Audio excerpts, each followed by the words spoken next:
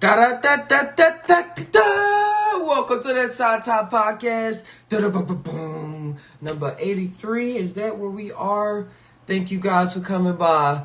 Join the Discord if y'all want to join the conversation. That's where we combine our minds with our hearts. Connect those two circles. See what our gut's saying too. Connect those three circles. And see, let whatever come out, come on out. That's how you have a conversation over in these parts. Let me get this all situated. Look how reality can just break. Like, whoa, what is happening there? Hey, piano key. Hey.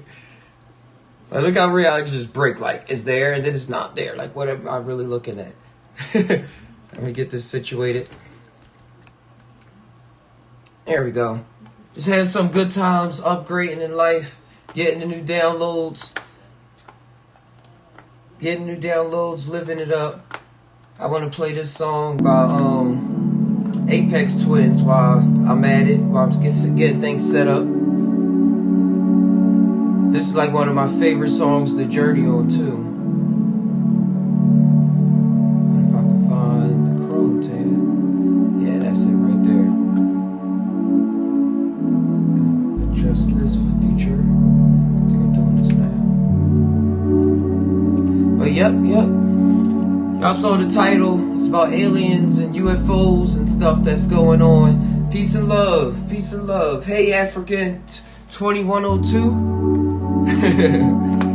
Man, that's gonna be a year. That's gonna be a year for sure. Whoa, wait. Oh, it's taking up whatever tab I'm on. My bad. I want to start off just taking a couple deep breaths.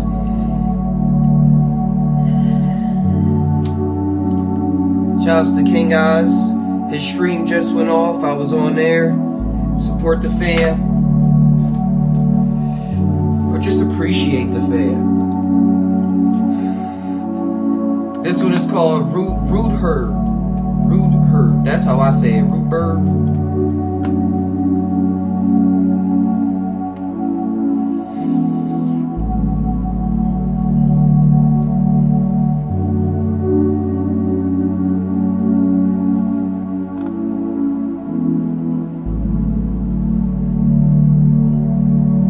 Funny that I wanted to start this podcast off with a lot of silence. When the podcast is all about talking.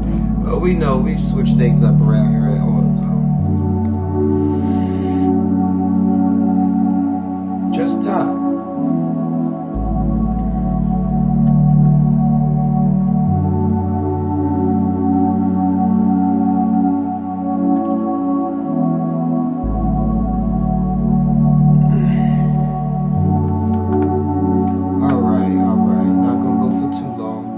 That's an awesome song that I like to listen to when I want to hear a song that doesn't have any words or anything like that, and I just want to have my thoughts play out with the environment that's around me. And it's like the soundtrack. Every song is really a soundtrack to your life. You just gotta really be hip to what's going on. But I like having that song as the soundtrack to my life sometimes, because it just allows me to think the words for myself, or like envision and paint the picture for myself instead of having a vision painted for me. Instead of me going into somebody else's like worded, structured universe. Like that one is a gentle, I can be floating on anything. I can be floating on a cloud, a dragon, a skylar. I'll just make that up. It's something amazing. Something amazing. But yeah, to start off with what the title was, the aliens and the Pentagon and stuff. I just uploaded a video right before I went live by Psy Tai. Shout outs. He's been a part of tuning into the channel, putting his input and everything for the longest of times.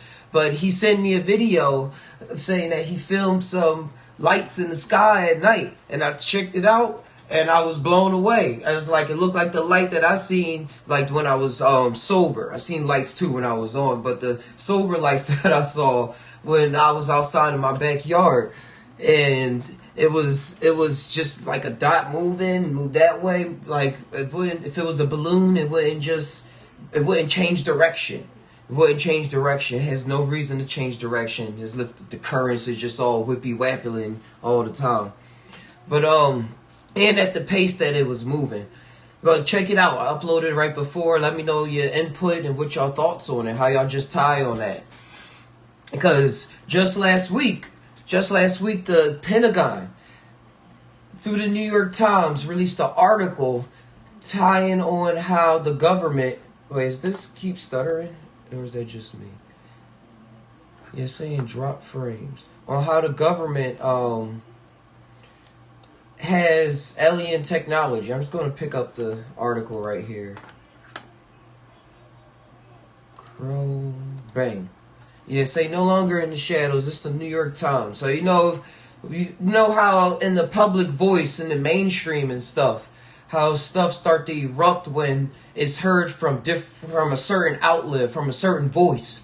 Because y'all heard it from us a lot of times. I heard it from Piano Key for sure. But this is like something like this is the New York Times. Like this is what people paying for. This is what people are literally paying attention to, like paying their money to get and stuff. So if they saying something, it's going to grapple their attention and change like a lot of things from there on out, like in the big scale.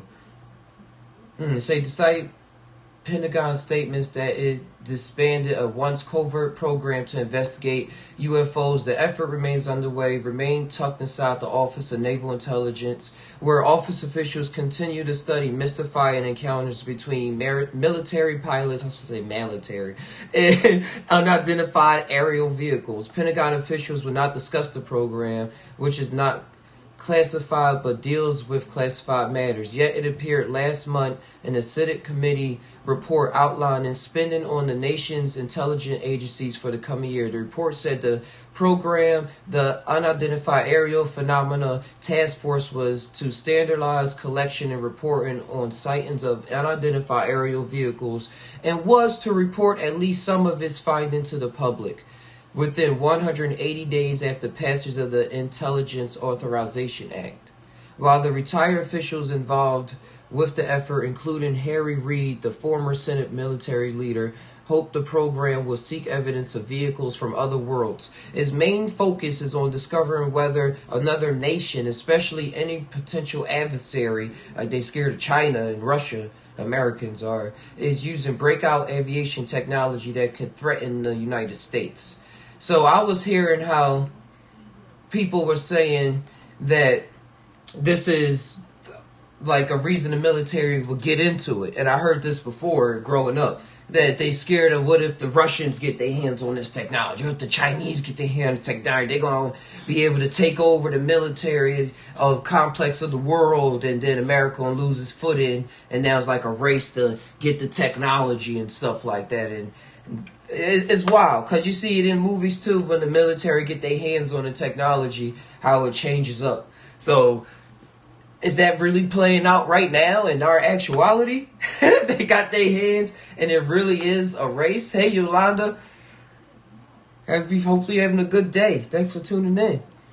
And it really is a race to break apart this technology, and like the scientists, some scientists using it for this, and then they like, man, if the military get their hands on this, and like, what if that's actually happened? Let's see what this article says, because I actually didn't read it. I just heard the hype about it. So we diving in, just tying together. Senator Marco Rubio, the Florida Republican, who is the acting chairman of the Senate Committee on Intelligence, told a CBS affiliate in Miami this month that he was primarily concerned about reports of identified aircraft over American military bases, and that I just was talking about that. He expressed about China. Mr. Rubio says some of the unidentified aerial vehicles over U.S. bases possibly exhibited technologies not in the American arsenal. But he also noted maybe there is a completely sort of boring explanation, but we need to find out. In 2017, the New York Times disclosed the existence of a predecessor unit called the Advanced Aeroscope Threat Identification Program. Defense Department officials said at the time that the unit and its $22 million in funding had lapsed after 2012. So they had $22 million and they trying to say they didn't find nothing. People working with the program, however, said it was still in operation in 2017 and beyond. Statements later confirmed by the Defense Department. No surprise there. The program was begun in 2007 under the Defense Intelligence Agency and was then placed within the Office of the Undersecretary for Defense for Intelligence, which remained responsible for its oversight. But in coordination with the intelligence, no problem, Yolanda, community will be carried out by the But its coordination with the intelligence community will be carried out by the Office of Naval Intelligence as described in the Senate budget bill. The program never lapsed in those years, but little was disclosed about the post-2017 operations. So there's like, man, we just ain't going to tell y'all what we up to. The Pentagon Program Director, Luis Elizondo, a former military intelligence officer who resigned in October 2017 after 10 years with the program, confirmed that the new task force evolved from the Advanced Aerospace Program. Now, why are they calling it a task force, like the Space Task Force? This is so tricky. Oh, this is the guy right here. He's showing his face. That's the guy, Lewis, that says that he worked for the program for 10 years. And that the program never died down.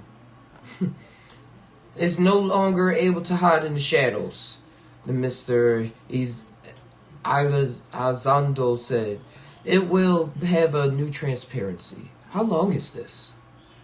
Oh, it's not that much long.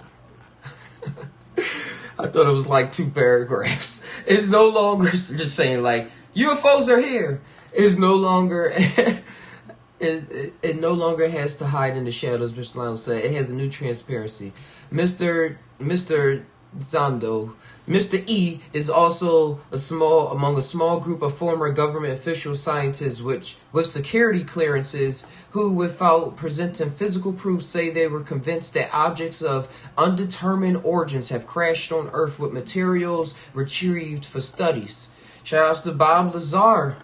For more than a decade, the Pentagon program has been conducting classified briefings for congressional committees, aerospace company executives, and other government officials, according to interviews with program participants and unclassified briefing documents. In some cases, earthly explanations have been found for previously unexplained incidents. Even lacking a possible terrestrial explanation does not make an extraterrestrial one, the most likely, astrophysicists say. What about extra-dimensional? Mr. Reed, the former Democratic senator from Nevada who pushed for funding the earlier UFO program when he was the majority leader, said he believed that crashes of unknown origin may have occurred and that retrieved material should be studied. What's the conclusion? After looking into this, I come to the conclusion that there were reports, some were substantive, some were not substantive, that there were actual materials that the government and private sectors had in their possession. Mr. Reed said in an interview.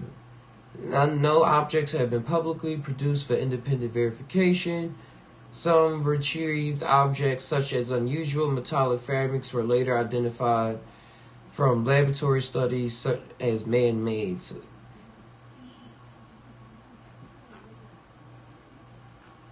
And Mr. Reed now works for the Aerospace Commission. A defense contractor said he gave a classified briefing to the defense agency as recently as March about retrievals from off-road vehicles not made on this earth. So, wow, he talking to the Defense Department about, y'all heard that.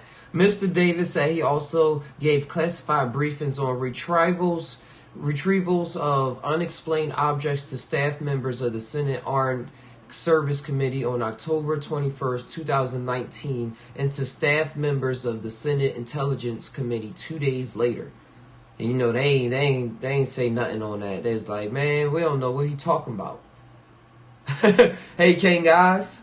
That was a dope stream. We on aliens. Aliens now. New York Times put out this article.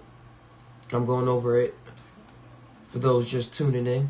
Public fascination with the topic UFOs has drawn in President Trump, who has told his son Donald Trump Jr. in a June interview that he knew very interesting. That he knew very interesting things about Roswell, a city in we know what Roswell is. The president demurred when asked if he would declassify any information. I'll have to think about that one. Oh, yeah, yep. Either way, Mr. Reed said more should be made public to clarify what is known and what is not. It is extremely important that information about the discovery of physical materials or retrieved craft come out already. Come out already. Please. I'm not even begging. It's going to happen when it happens. I'm opening up the Discord. So if you want to chime in on Discord, it should be working with no problem. Output device. Yep. Cool. Wait. Check. Alright, there we go. But yeah, that's wild. They just released that in the New York Times. And I was watching a Joe Rogan interview for more context. And it was a guy that's been studying these programs and working with Bob Lazar.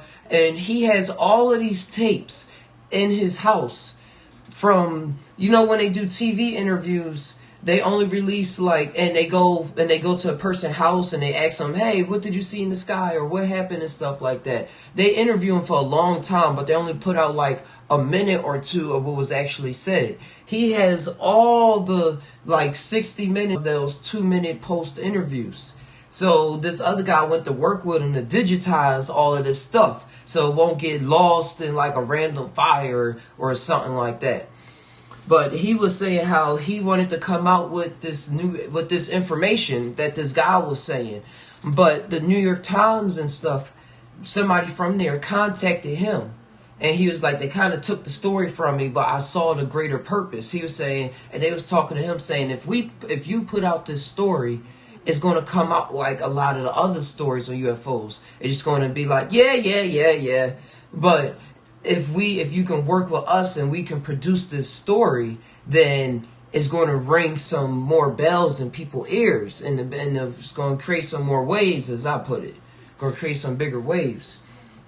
So that's what's happening right now in the midst of COVID, in the midst of us diving in and seeing ourselves, and some of us visiting and seeing these entities in the midst of the panic that's going on Earth and the calmness that's going on in the journey, everything. I'm just trying to chime in everything.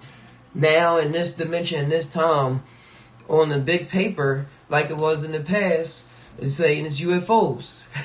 Because I think before it was when it was Area 51, and they came out saying they recovered a crash object, but then a week later they retracted it and said, no, that was a weather balloon. And then ever since then, they just been denouncing any kind of journalists that would put their career on the line to talk about these kind of subjects. If you're a good journalist and then you start talking about these kind of things, you probably not going to be on the forefront of the company like you dreamed of. Or you probably will. It's just probably not your time yet.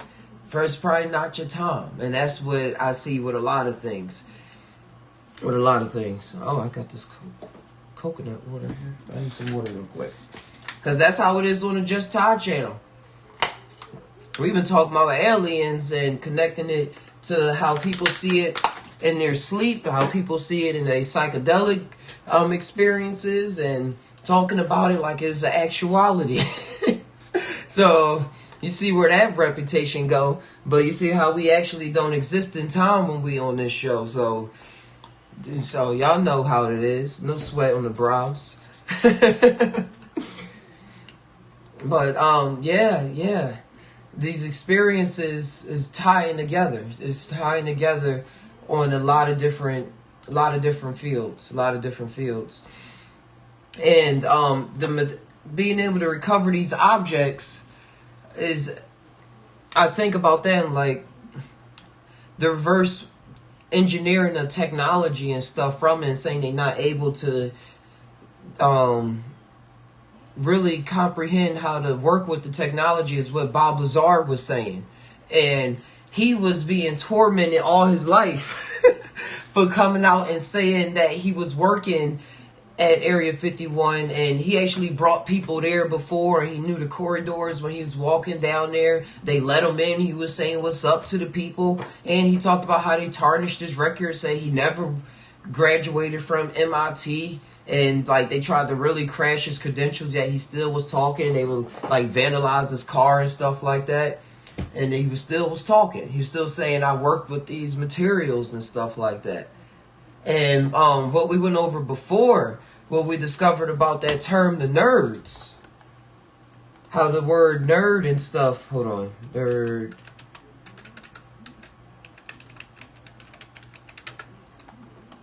Yeah, the term nerd originated in the 50s. Hold on, where's the zoom? Zoom, zoom, zoom, come on and zoom, come on and zoom. All right, there we go. The word nerd originated in the 50s of unknown origin. So you know how I put that together in my Thai universe. I was like, wait a second, the 50s? Isn't that when the alien crashes and stuff? 1950s. That was like mid 1940. Yeah, 1947. The Roswell incidents. And then it was a high count of people saying they were seeing things in the skies. And then the government would play it off by saying that they was hallucinating. Or that they were seeing, or that they were just seeing a comet in the sky. Or the light was reflecting off of this and that in a weird way where it just made you think that.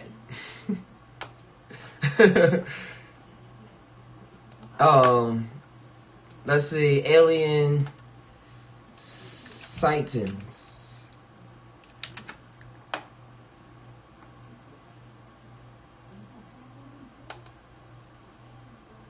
All right, CIA,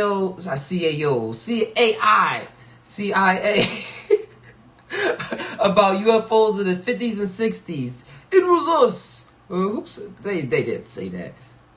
Oh, yeah, they trying to say it was their planes that they were testing. I think that's what they saying. Yeah, the high altitude U-2 stealth bombers and stuff, which are very awesome craft.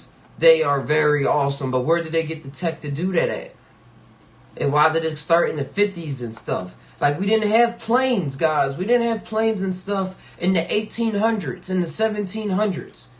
We had Vimatas and stuff in the past, go farther back. But we didn't have things going Mach 2. Like the Wright brothers and stuff was just coming out with their things in 1902, 1901, I think. What is that? The Wright brothers.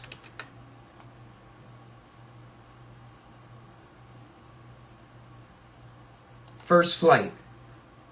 1903. I was close. I said 0102. 1903. That's when he had the Wright brothers. That's when the Wright brothers took their first flight. So for all this to change up, like downloads happening and change up this OS environment that we operate in like that.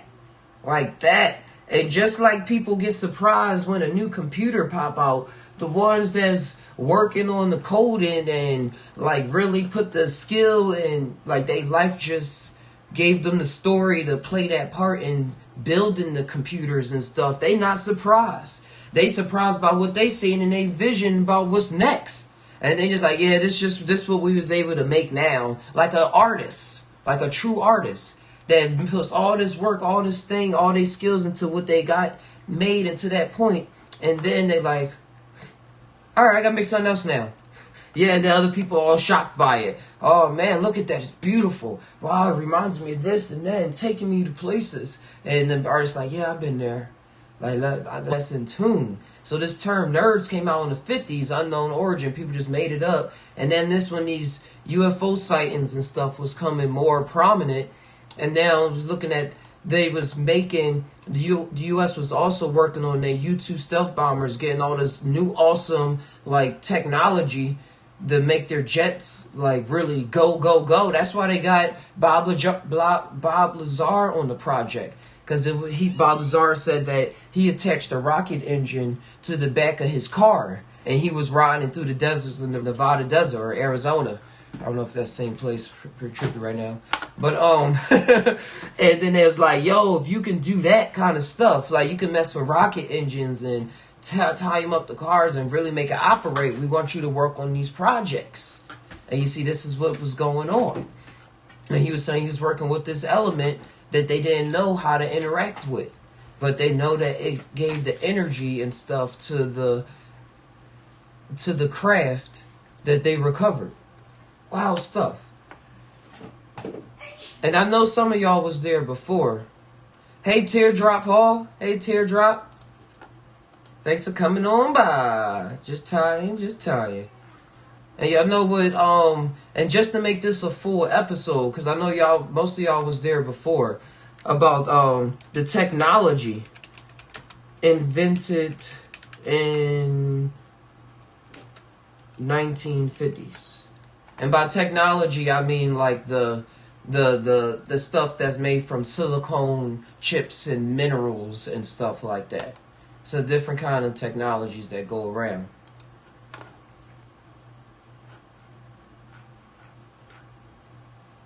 Hold on. The credit card, power steering, the Verse videotape recorder in 1951. Mr. Potato Head. Gotta add some fun in this. Gotta add some fun. The first patent for barcodes. Texas Instruments invented the transistor radio. RCA invented the first musical synthesizer.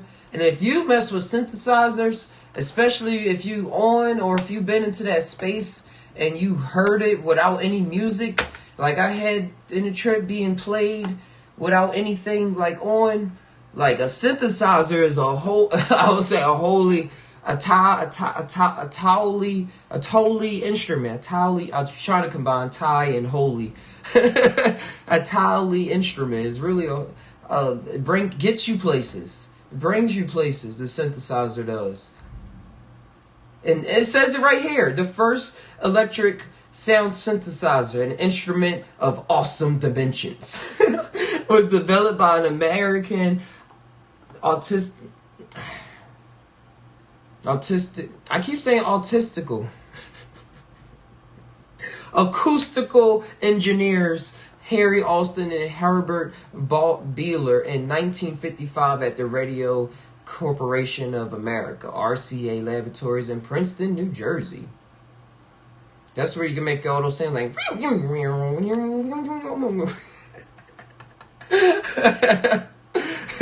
What was the first song? One of the earliest composers to use electronic instruments in popular music was Joe Meek, with the album I Hear a New World. Recorded in 1959, but not just Ty. That's why she said that, Blink. Recorded in 1959, but not fully released until 1991. That's the year I came to Earth. I came to Earth 1991, December 8th. And the 1962 song Telstar, originally recorded by the Tornadoes. Hey CEO, what's going on, Renzo? That's my blood, bro. Hey, bro. Talking about aliens. You ever see one?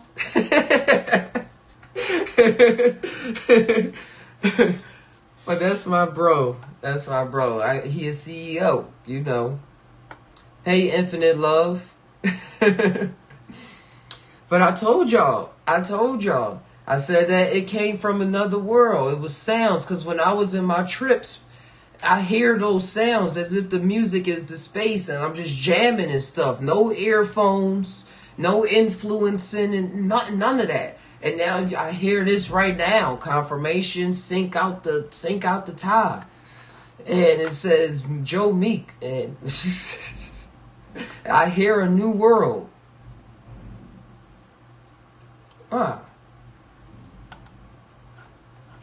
That's dope. Good times. And let's see. Let's see if we can dig up something else. The use of electronic music technology and rock music coincided with the practical ability of electronic musical instruments.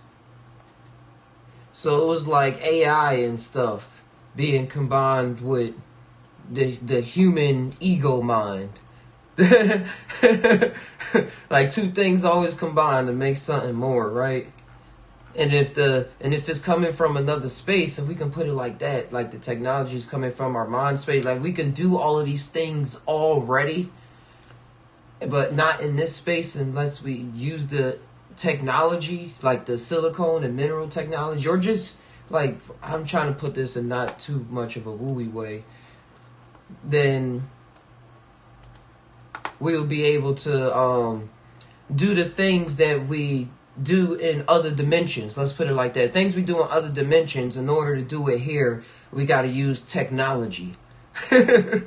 So in order to create that music that was in that space, we had to create the synthesizer. We had to come across that point in our mind where we even have the idea to start the journey of creating the technology to make the synthesizer in the first place.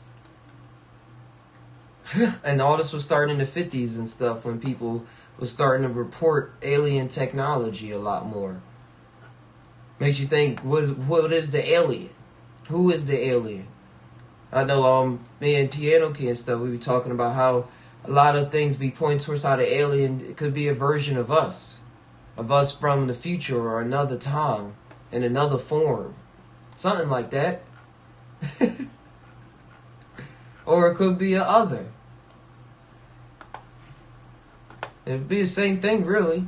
Because if I'm here looking at it, looking at the thing, but then I have an understanding that it is me, which is pretty simple, right? Pretty simple in my mind in today's in my operating system right now is like that. I can accept that. But yeah, more technology. What other technology was invented in the 50s? The pill, the oral contraceptive. What about technology? Like, it was one I was on before where they had a cool chart.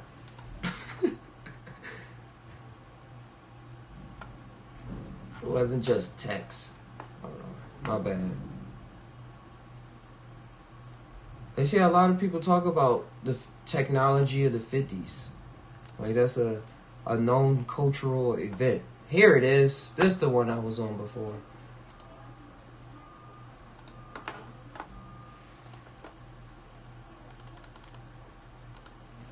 Like the solar battery, 1954. Polyurethane. I don't know what that is. The television. Oh, that's the type of fabric that's used in a lot of stuff now. The television was invented in 1951. People probably had to experience or see it in their life as a TV, as a show. And then it was like, yo, I could use this technology to invent something where we can look at things like and we'll call it a show. Not even like it's a show. They ain't even had that word yet. Oh, yes, they did. The plays and stuff like that. The plays on stage. And he's like, next stage, the transistor radio, the hovercraft, the computer modem, that was very important. 1958,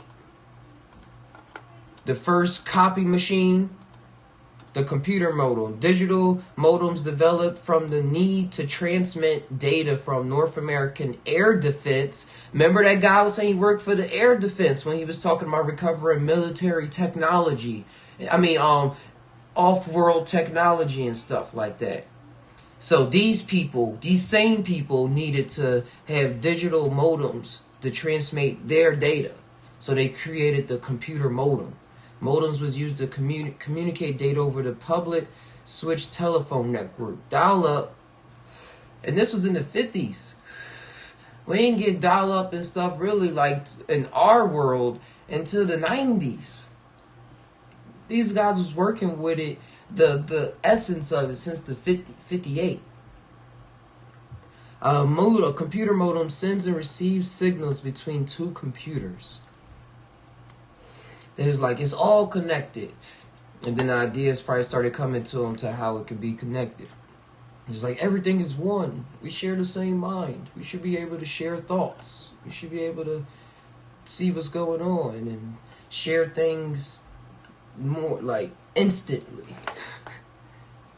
And then they probably had that experience or was trying to, I don't know. I'm just tired. I'm tired. Like, what if they was looking at something and was seeing how it was transmitting so fluently? They was like, yo, this is possible.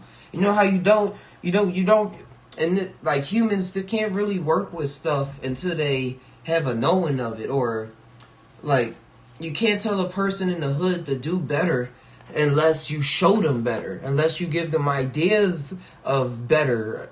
Like another way of like, oh, you don't have to be on the corner. Oh, you don't have to have this kind of attitude about life all the time. You don't have to, they have to literally experience that kind of lifestyle, not just be talked to or like read in a book or something like that. Sometimes you can read a book. It all depends on your mind state.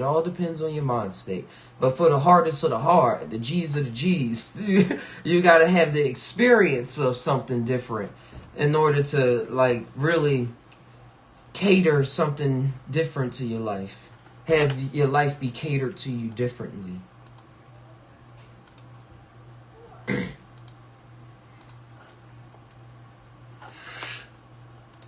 The first computer hard disk was invented before that. And that's used to store data. 1956. The drive held 5 megabytes. 5 megabytes. That's nothing. At $10,000. I didn't even read the ridiculous part. $10,000 for 5 megabytes. I can buy a supercomputer now that can compute machine learning and get me into the real game of computing huge programs and algorithms and computing huge sets of data that international companies deal with for that price. And that's just 5 megabytes. It's like how much is in a calculator? How many megabytes in a calculator? But no, in a calculator, not a conversion table. A Tech-9. I don't know what the name of the calculators are anymore. I said a Tech-9. That's a gun.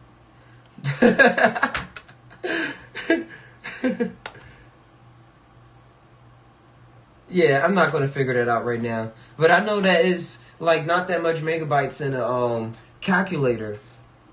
And if we want to go by the I didn't want to bring this up, but if we go by the space flight and stuff like that, they say it wasn't that much technology. It was not that much megabytes. It was as much megabytes used in a computer that controlled the space shuttles and stuff like that way back when. So now, just take that, and if they saying that the technology in planes and stuff was running off of just those little bit of data, that little bit of data back then, that little bit of storage, and now we working with terabytes of storage, teraflops of storage, like massive amounts of data, and now people working with quantum computers and stuff like that, quantum supercomputers in general, but the quantum computers really outpaced it. But imagine the aircraft that can be developed with those kind of sensors, with those kind of computing technology. And what have we been shown? Like when we fly in airplanes from Cali to Philly, from Arizona to Santa Cruz, anywhere, we inside these old planes, these old rickety planes, these old Boeings and stuff like that. Ain't the new 2020, ain't what the military secretly working on, or with the projects they working on that they can't release, that they not releasing yet because they still in the prototype phase and stuff like that.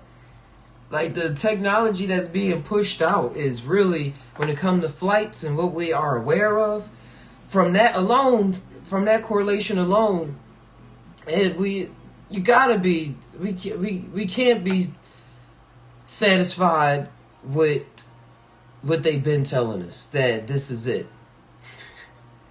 And I don't care what they telling us, because we seen that people a lot here on the channel have seen that this is not it.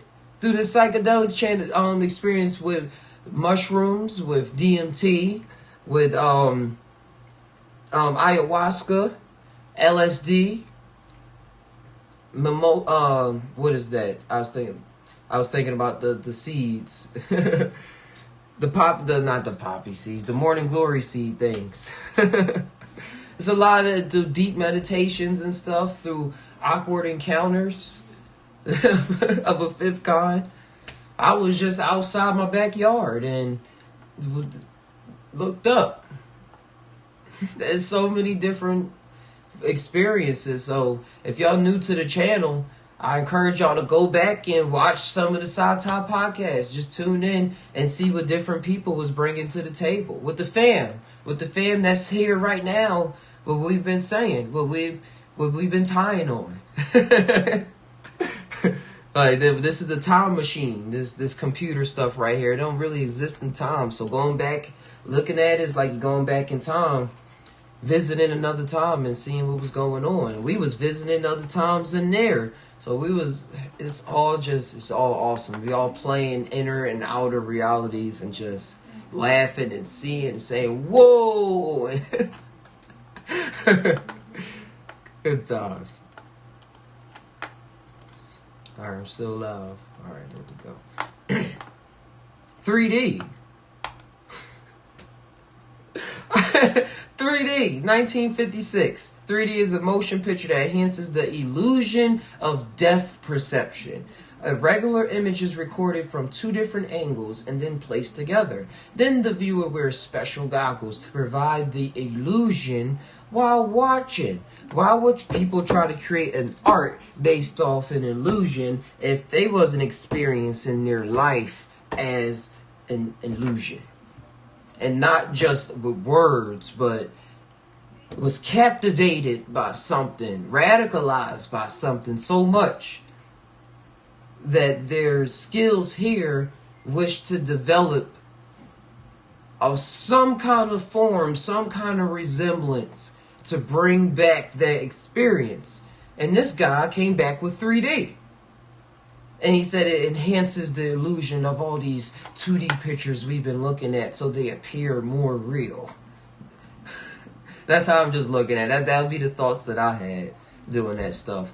Because when I first did acid and stuff, my acid experiences, I had them before mushrooms, and that's what really made me see like a hyper clear reality. It was like I had 10K goggles on or something like that.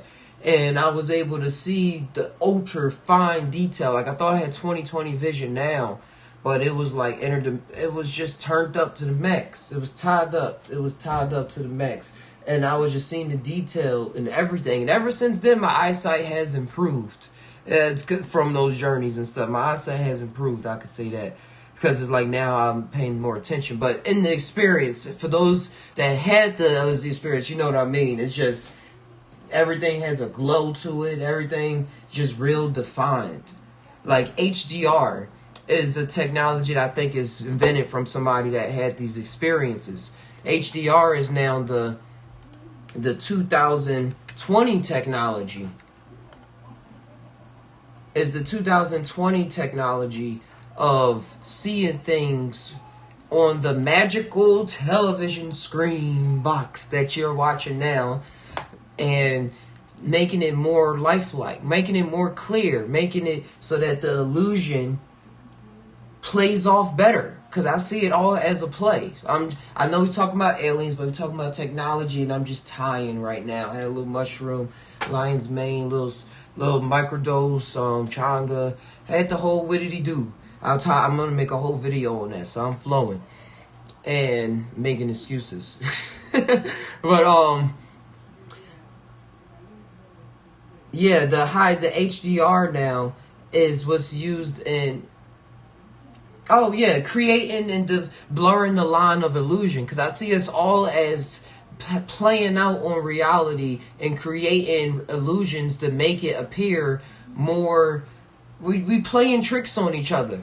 We playing tricks on each other, whether we aware of it or not, with our personality, with technology that we invent and stuff.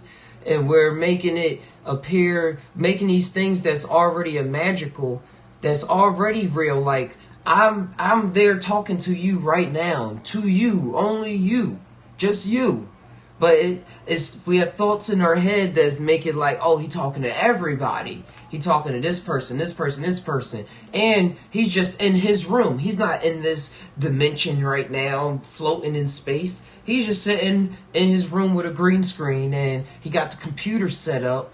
And I brought this TV from the store, and I put this up here myself. I plug it in, got the electricity going through it. And now when I watch this, because of all those reasons, that's why I'm able to see this. And because YouTube got the servers that allows him to connect to, and I'm connected to their server. So we both connected to the same server room. So we're able to just chime in like that. We could, like, that whole thought process, that whole technological thought process, analytical thought process that we all go through, it does exist. But I've seen for myself how that's just part of the story, and that everything that we encounter is really in our face, is really talking to us, is really like a portal to another world, as they say. The poetry that we feel, or that you can make up when you're encountering something, I think brings you more into the livelihood of what's really going on. And when you get a trip, you'll really see you'll experience in your reality for yourself what's really going on.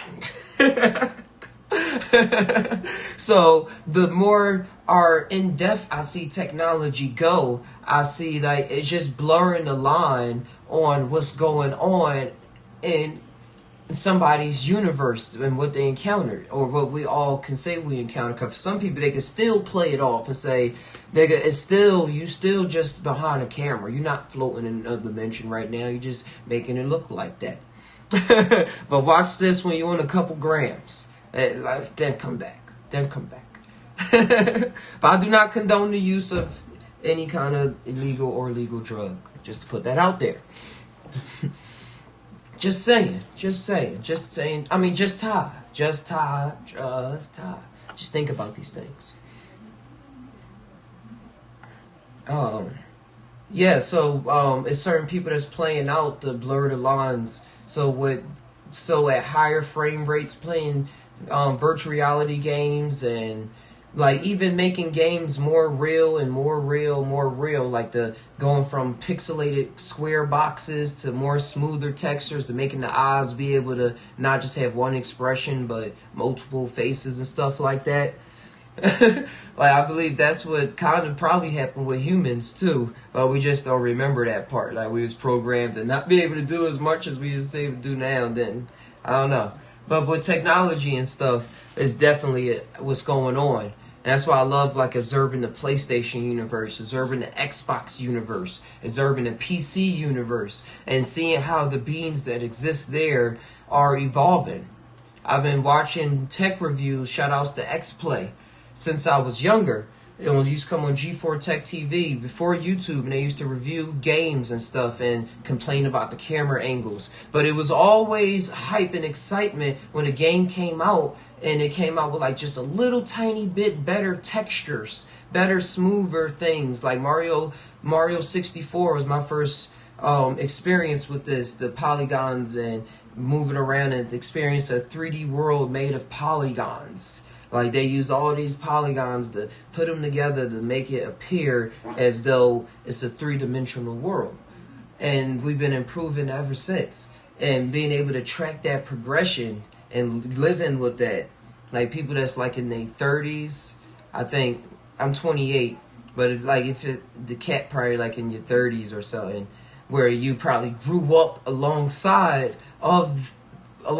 this world, this other world that's right here. Like, this is the world that we interacting with, that we're Like, it's awesome. And it's like we try to make it as clear as we see right now. And then those that seem clearer than what we seen, they got their vision even farther, saying, man, we can make this so lifelike that it's just lifelike. Like, you put on the goggles and you just like, I'm at the beach. And like, oh wow, it's loading up. I'm at the beach. I got these goggles on. I'm acting like I'm relaxing in this VR and stuff. You just put it on, you just instantly hear a seagull. Caw, caw, caw, caw. It's like, whew, finally, I can relax. And then you just in it. Just die, guys. Just die. Just die. You just in it. So it's levels. So I got that vision in my head, and I'm just watching the progression. And I'm watching everybody and even myself get excited at the graphics, but knowing in my mind that it's going to keep going. That it's going to keep going. So there's no difference between this and that. Because that's how we think. That's how I think. I don't see any difference between this and that. Ever since the little tech characters, the little 16-bit, 32-bit characters, I fell in love with them. I was like, yo, I'm in this place. In my mind, there was never that much difference between this and that. So in reality, at least for reality I'm in, is going to be the blurred line between this and that is going to continuously be blurred. And I could take that far with technology, with race, with gender, with species, everything. Not saying no bestiality and stuff, but I'm just thinking about like aliens and stuff coming, and then now we got alien human hybrids and stuff like that. And like, man, I'll never sleep with an alien. I only sleep with female humans. It's a big world. It's a big world. I brought that up to my girlfriend. She was like, but my mind has to continuously expand no matter what the matrix around me is saying, you know the vibes.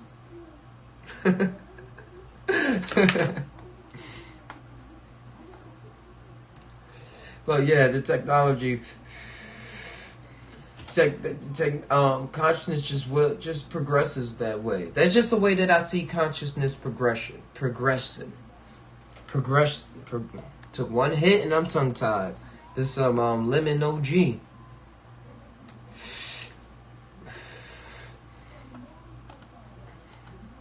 But yeah, get back into what we was talking about HDR.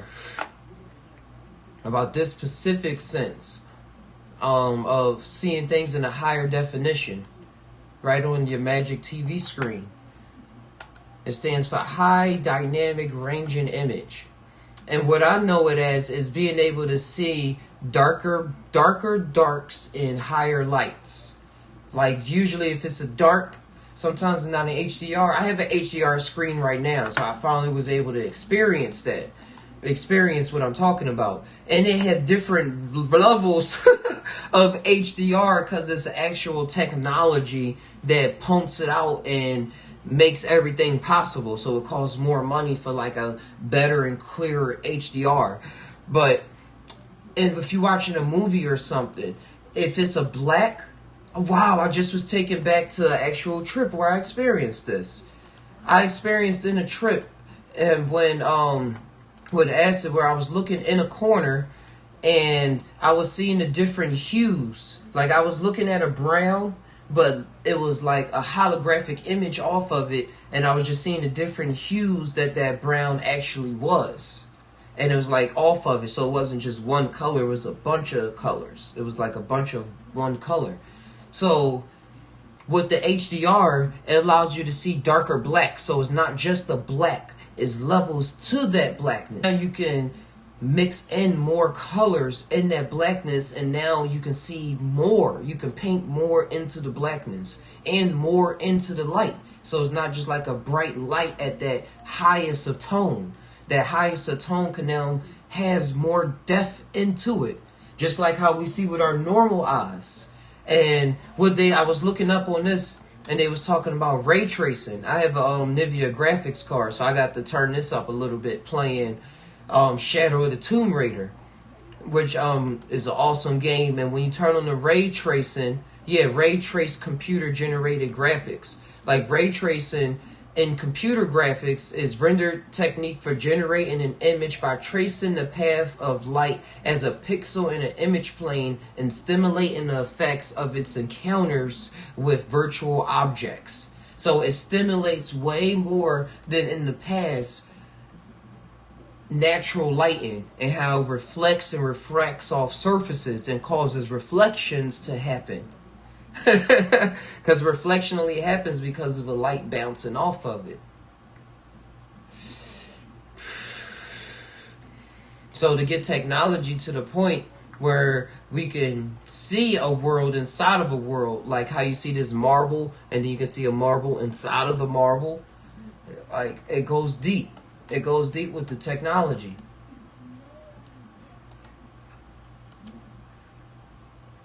You said we don't even see right through these eyes of ours. No, we don't, King Eyes. So the ones of us that's on that plane, we know the game of illusion that's always being mapped out, manipulated, new downloadable content being downloaded. Some people got automatic renewal to things, and they don't even... not even aware of it, and they just like, oh, it's just always been like this. Like, no, it always been like this. And there's people always trying to just playing their role of getting attention for this and that, creating interdimensional companies. Like, I think companies don't just exist here. Like the Thai company don't just exist here.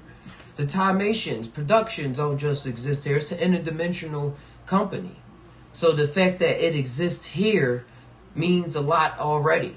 The fact that McDonald's and all these other companies exist here means a lot already.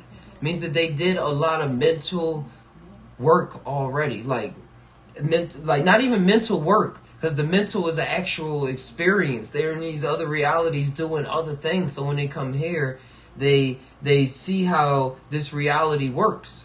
So they're able to play with your, as they say, play with your feelings, play with your intentions, play with your vibes, and get you to buy that cheeseburger and enjoy the hell out of it. Well, I haven't been to McDonald's in a long time. I made some burgers on the grill last week. Mwah, perfection. It's all about what story you decide to vibe with. Like, I don't see McDonald's commercials because I don't watch television. So it's not even playing in my head for me to even fight against. It's like, in my eyes, McDonald's, I just see it as what I just talk about it now. I see it as examples to use in stories. Well, yeah, that's neither here or there. Let's talk about the high dynamic range.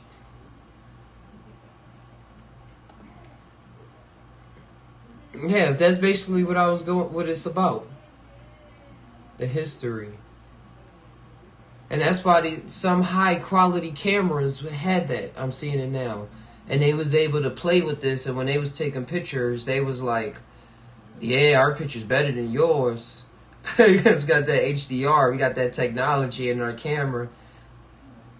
And so it's like, I think they was blessed to have that too, in a way, because they went through the training and skill to want that to happen. Like, they learned about the natural lighting and how it interacted with objects. I think things that we set ourselves up naturally for, what we encounter in our lives and stuff like that, the technology that we encounter or the art that we are inspired to make plays off of that. Plays right off of that. But here goes some source images. Like, here go the original image right there. It says, where it's like, you see how it's all dark and like the exposure is too much or the contrast is too much right there. But then after processing and stuff, you can see how it all is just like everything's all naturally played out how you see with your eyes. So I see this as the AI and stuff is developing to see this clear as well. They need to be able to see as clear as us. Our kids got to see. Ourselves has to see.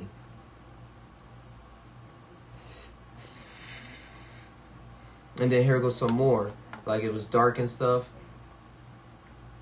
And then natural, and this is after processing. It's overexposure, and then it's like, yeah, this is how I would just see it with my normal eyes and stuff.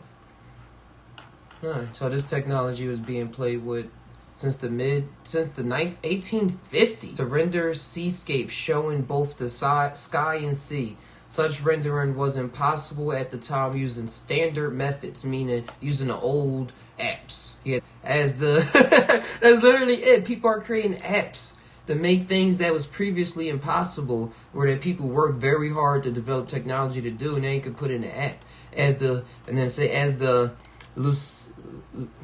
the luminosity range was too extreme. Legrave used one negative for the sky and another one with a longer exposure for the sea, and when combined the two into one picture in positive. And this was his result. Wow, he had that clear of an image back in 1856. But you see how it's about capturing as much light and as much dark as possible and being able to process it. He had that long exposure going on. But yeah, this is a whole history lesson. I mean, teach a lesson about cameras. I'm interested in a lot of things, guys. Just time.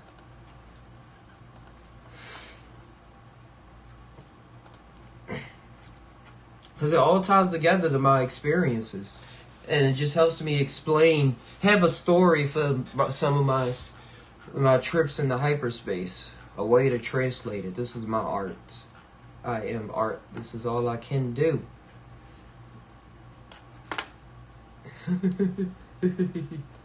Alright, so we went over 3D motion.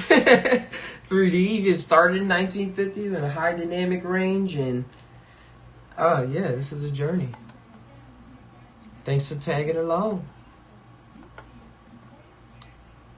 First copy machine, the microchip.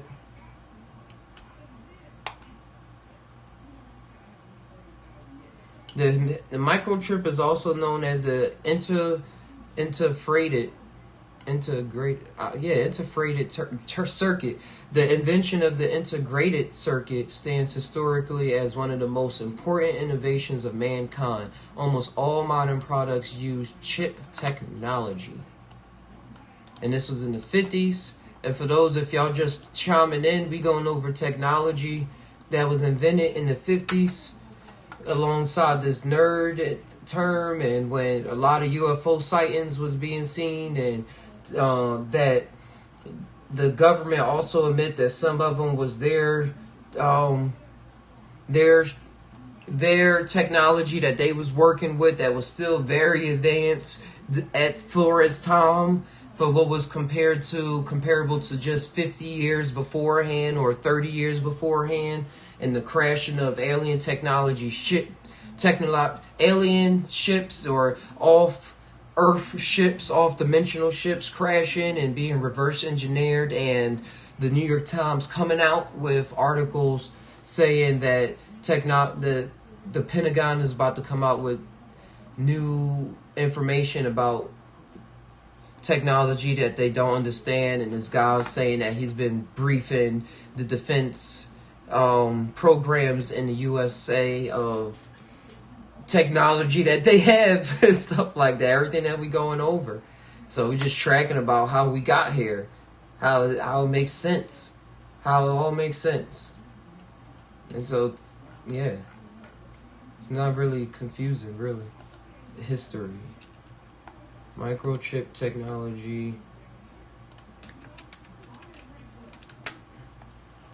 This is a way that it can make sense. Put that out there. Alright, look like they going in. About General Instruments.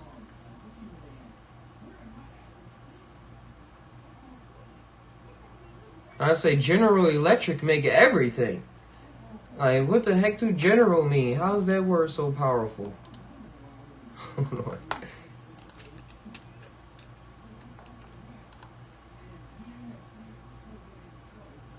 Come on. You can do it. You can load a page.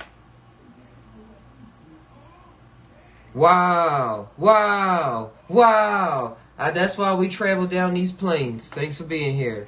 It says general, Latin genius, class, race, kind, and then generalis, Latin, captain, blah, blah, blah. What I got into was Middle English. Very old French from Latin generalis, from genus, gender, class, race, kind. The noun primarily denotes a person having overall authority. The sense army commander is an abbreviation of captain general. Oh, so they do mean that kind of general. I thought they meant in general. All right, so that make perfect sense. I'm just words. I got to get back into words right now. From the French, captain general, commander in chief. Oh, okay. I knew something my mind was telling me. I was like, it's something about that general word. Because in my mind, it was like, it's the something in general. But yeah, they meant that to mean that they taking over. General Instruments, General Electric Motors, all of that. And they specialize in semiconductors and cable television equipment. You know how cable TV took over. People spend their life paying for cable. Still hard to get people off the cable addiction. I be telling my mom, come on, Mom, just use the internet. Get the Fire Stick.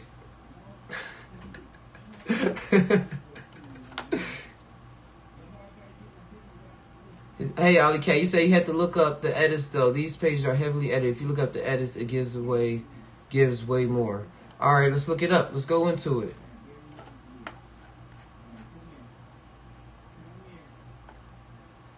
Isn't it at the bottom?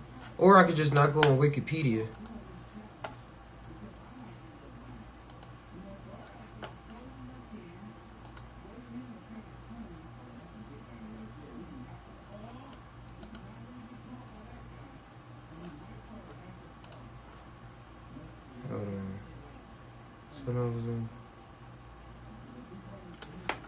Or let's do this.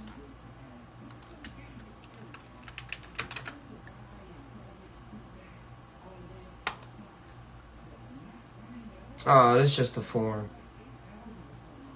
Microchip. Let's see what he said, though. Microchip technology is something which has plagued me for 20 years, ever since I was a young child. Even back then, there was something about the microchip that just seemed right. As a child, I felt intuitively that microchip is off-world technology, and although I initially gave up to become more spectacle, there is now much more information available. I have done more research and have been convinced that microchip technology came from UFOs. Strangely enough, despite my intuitive feeling as a child, I didn't know at the time that many military men, such as Lieutenant Colonel Hosso, would come forward in the future to claim that the microchip was indeed reverse engineered from UFO technology. There is now plenty of military witness testimony to confirm this, and I have found many holes in the official documented history.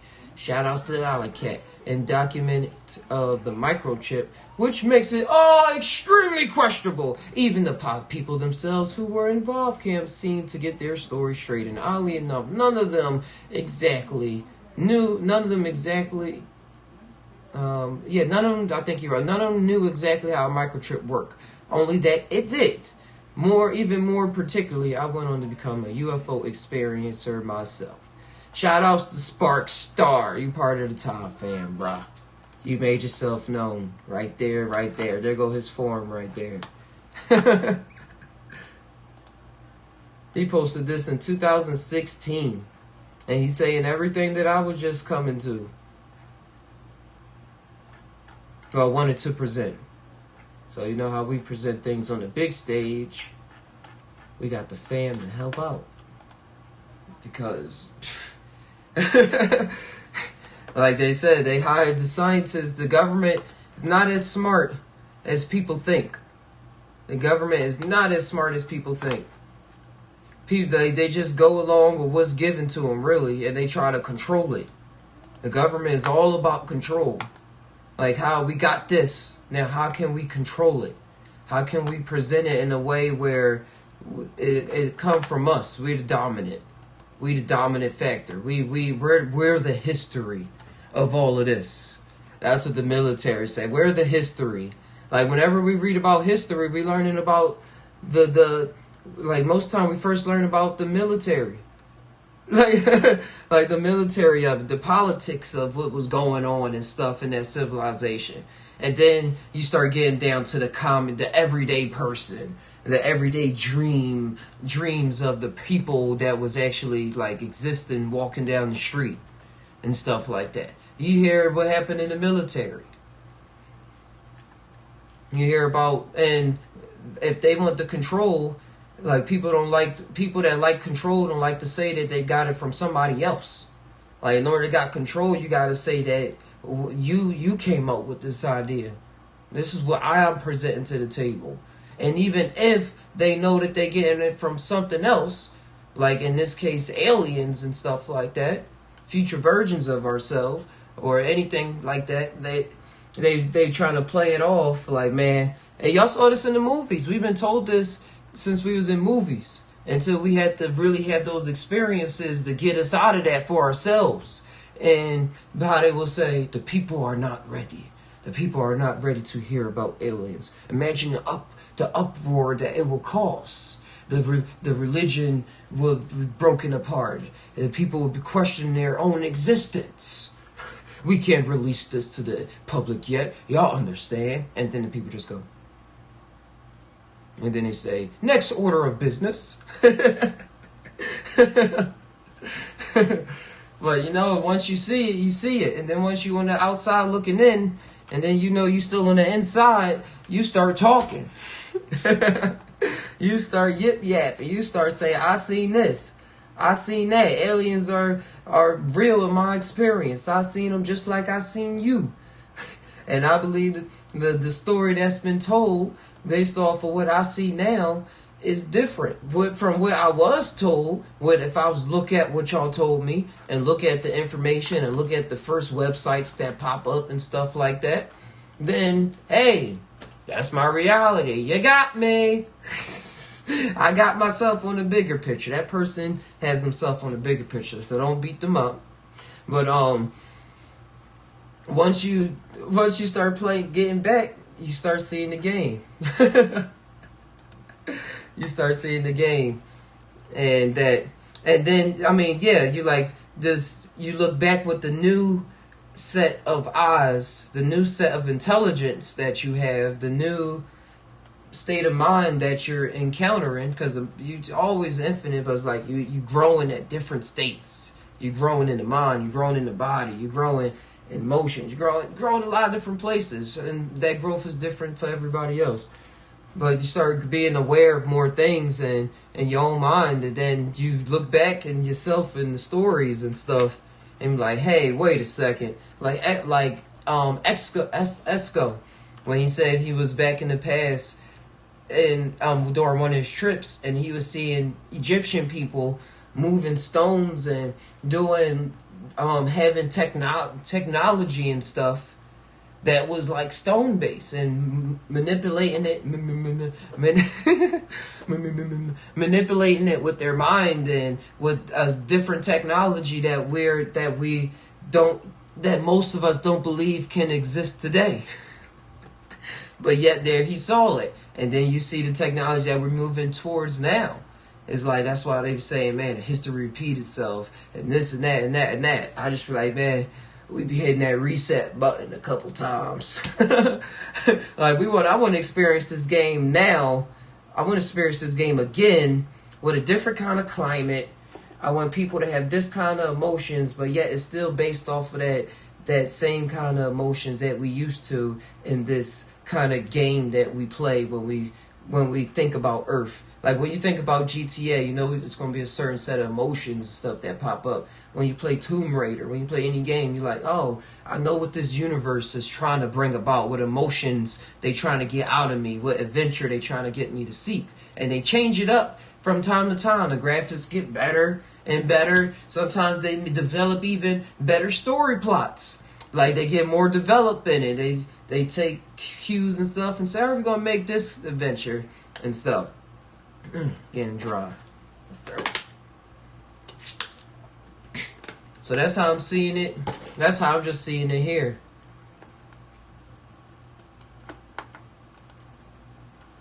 We getting better and better. We just not better and better. We're just moving forward towards something more and more. That transcendental object at the end of time, like Terrence McKenna used to talk about. Hour 15 minutes. All right. Yeah. So general.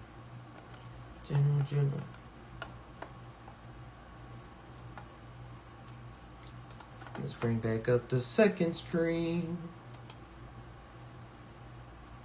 Get in between all these ideas.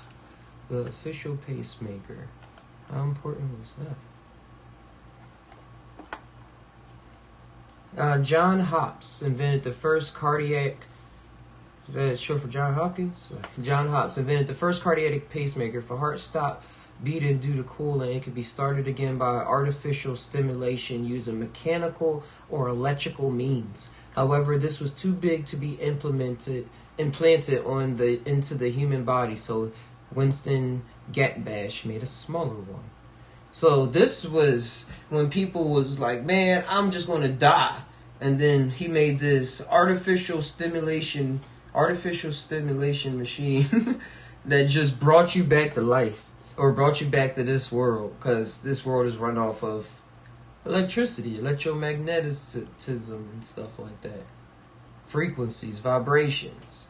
So tune into a certain frequency, you get to stay here. Tune out, tune to a different frequency, you somewhere else. So this is at people back to this place.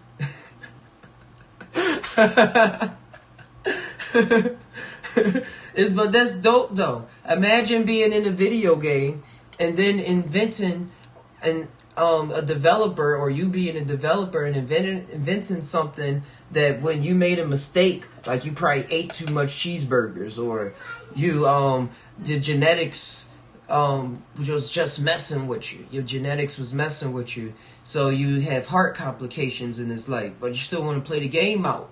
And then in past, like, your character just died, but people enjoyed living out that character so much and popular that they was like, all right, developers, we got to invent something. Like, the developer is probably the alien or something like that. They got to invent something that make now this kind of personality type with this kind of genetics and this kind of views live a little longer, or have this experience of being able to live longer, and then have new revelations based off of that, and blah blah blah. So let's invent this pacemaker. Like, imagine about to die in GTA, and then somebody come over, like a AI character come over, or your buddy come over and just hit you with the pace, like in zombies in Call of Duty, when you about to die and stuff, and then they come over, they can revive you. Like, that's in Call of Duty and stuff, and all the Call of Duty games. Shout out to King Guys. You threw that thought in my head when I heard you say for a minute that you play Call of Duty still. But yeah, in Call of Duty and stuff, you can revive your character. And that's the pacemaker in this life. You said the date was on Halloween? Oh!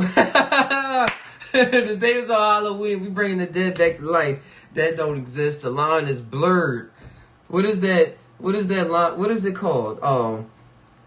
Original name of Halloween. What was that name? Not All Saints Day. Samhain Day.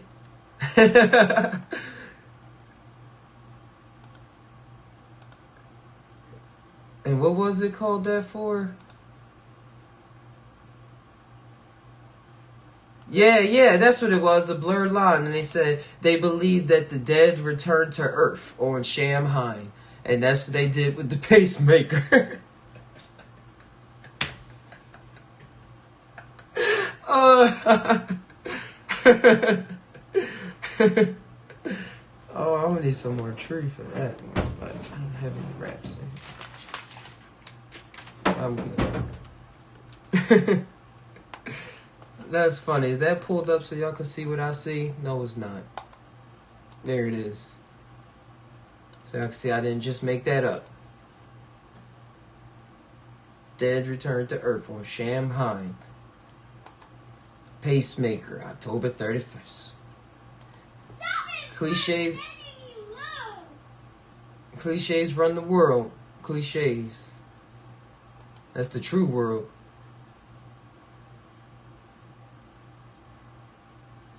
He said nope, I tried to leave. Called you out. Hey, H7 Polo. H70 Polo. Sneaky breadcrumbs everywhere.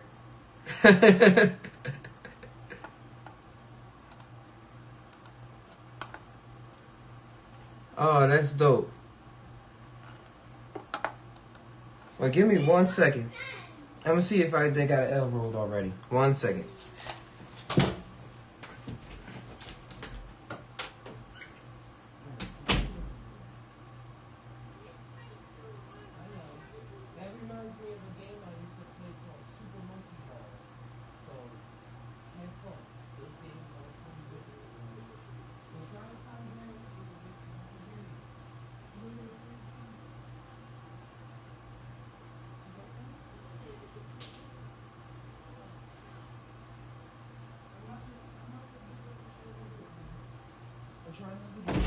I'm here. I'm here. Got it. Bang. My daughter was playing a game called Super Monkey Ball. On Roblox. And I was like, yo, that game reminds me of this old game called Super Monkey Ball. It was this monkey inside a ball and you just rolled around it. Had to make sure you didn't fall and stuff like that.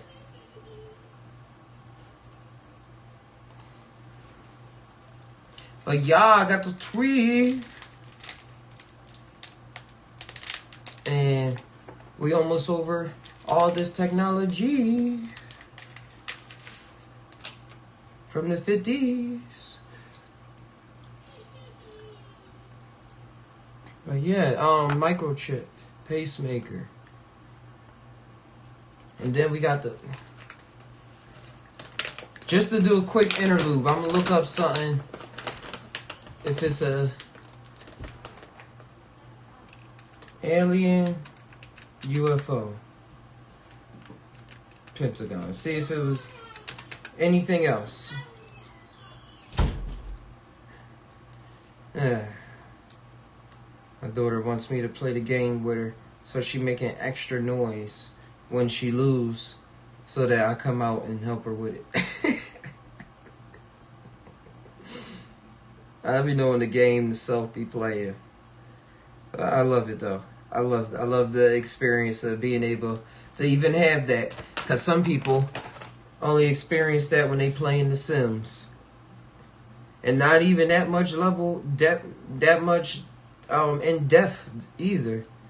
Cause we play The Sims 4 together, so I be seeing how complicated they got with everything and the interactions with the family. I allowed her to play by The Sims 4 by herself before, just to see what she do. But she can't read that well though. So they can't read that well. She can't read that well though. So Child Protective Services came and took the kid away. How they got Child Protective Services on The Sims? She didn't feed him. Didn't feed the baby. I said, oh, man. And the characters was sad about it. Like, they had the sad thing about them for about 3 days. So I said, wow, The Sims really go in.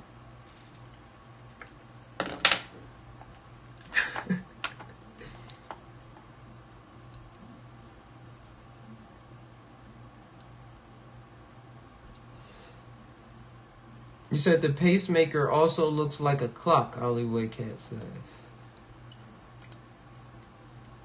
Oh, that did look like the old-fashioned watches you hold in your hand with the stop button on top. Now your time is reset. You have 5 hearts again. Now you're just on half a heart, a quarter of a heart. Like on Zelda or Mario. You said television was spelled wrong on your timeline. H7 Polo. I don't know what timeline you're talking about.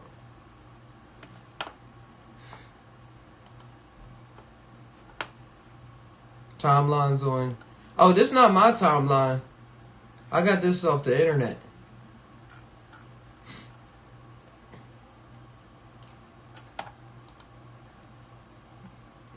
The Cretans are cloning. What are the Cretans? Or your definition of them? Oh, this.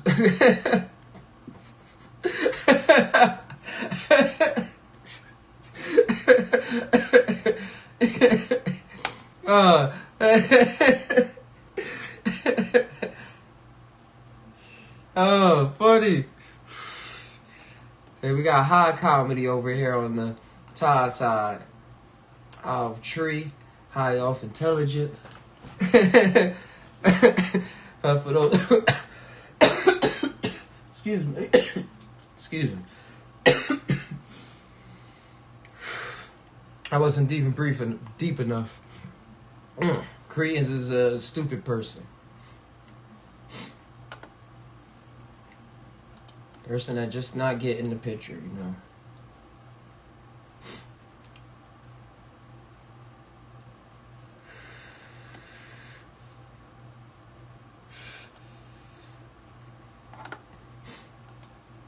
Oh, but yeah, what I was looking up, I wanted to see.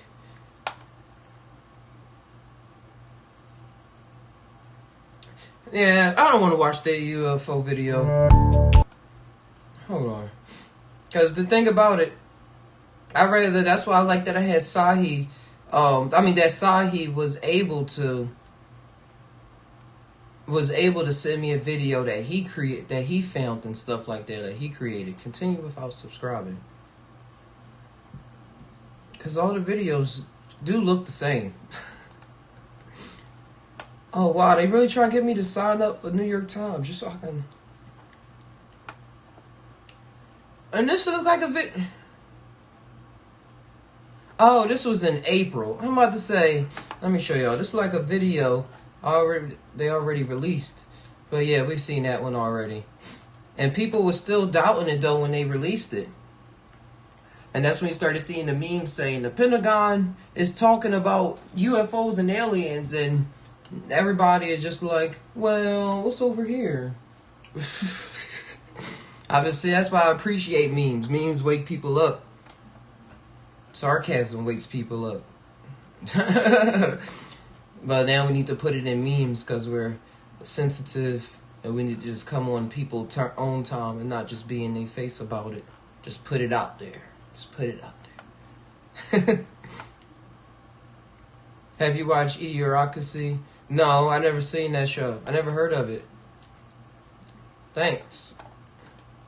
I'm gonna look it up. But this is the video that they released. Since we talking about UFOs and we big on it, no, I will not play this ad. No.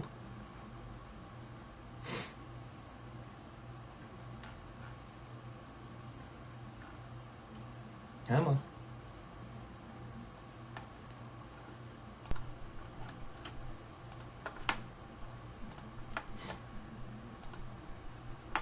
Yeah, that's all they got.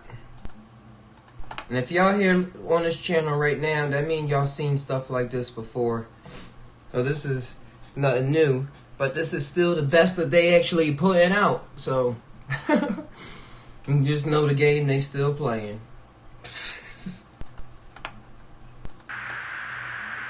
That one was cool. They got it tracked for a bit. That one is dope. I ain't see this one before. Did you box moving target? No, I took an auto track. Oh, okay. Oh my gosh, dude. Wow, look at that, man. Look at it fly.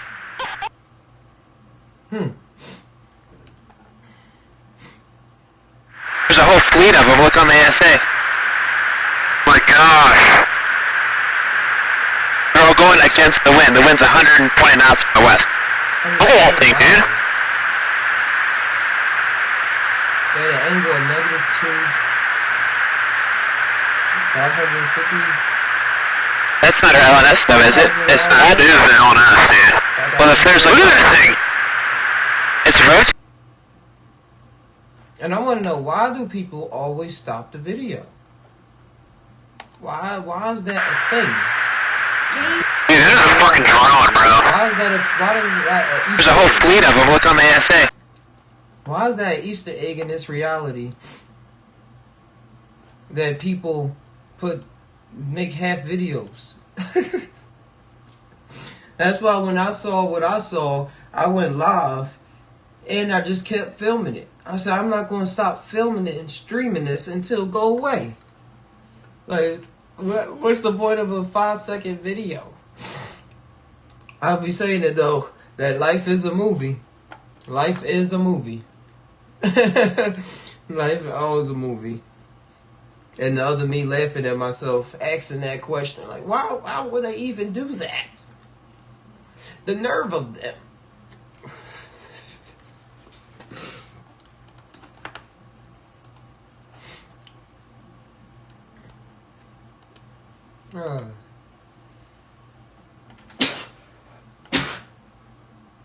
Excuse me. I swear sometimes the smoke be irritating my allergies. Be itching against my nose, making me sneeze.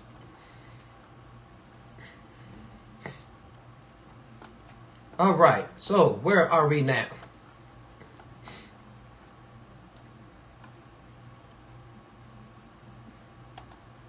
Lasers.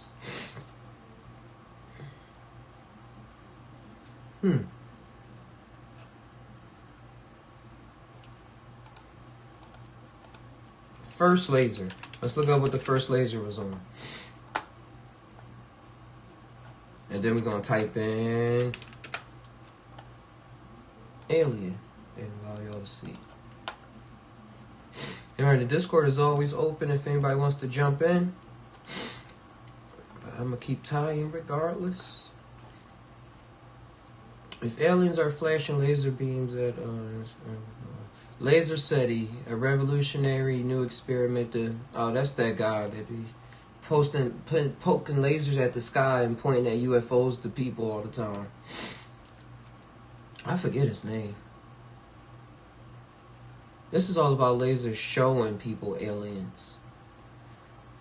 Man, I believe it too. Now that I see this, because the way I see myself in the future, and then how I'll be honoring my intuition a lot more, so I'm not surprised and say, oh, I knew it. These are those moments that I mean. I see in little tidbits like this, and then me seeing myself when I was with my daughter out in the park and we was looking at the stars. We got to go to the telescope and stuff. And I was like, yo, I need one of those green lasers that guy had, and how he was pointing them at the stars and stuff. I was like, what if I start pointing them at something and then one of them start moving or something like that? Especially if I'm on, definitely going to be moving. If I'm tapped in the right vibe, they definitely going to start moving. Now I'm hearing this, people saying they contacting them with it, so that just means we need to buy a laser.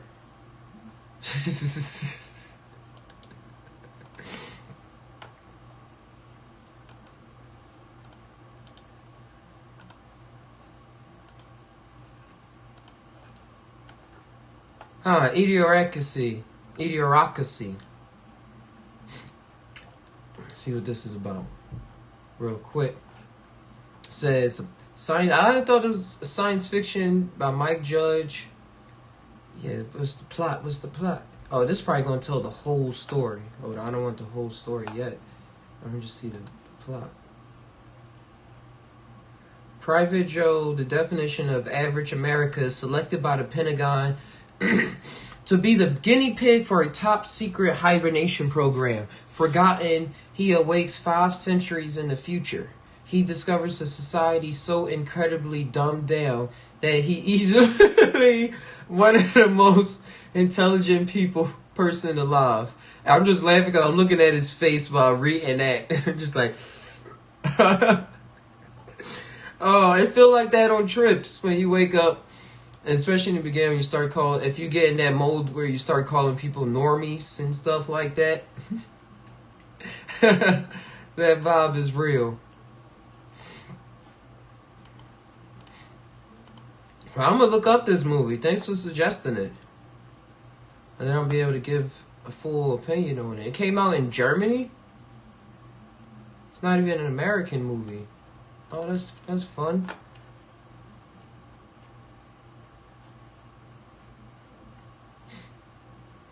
Dystopian future and the dumbing down of society, if the dumbing down of society continues. Alright, yeah, we're gonna keep that in the tab. We don't need this tab anymore.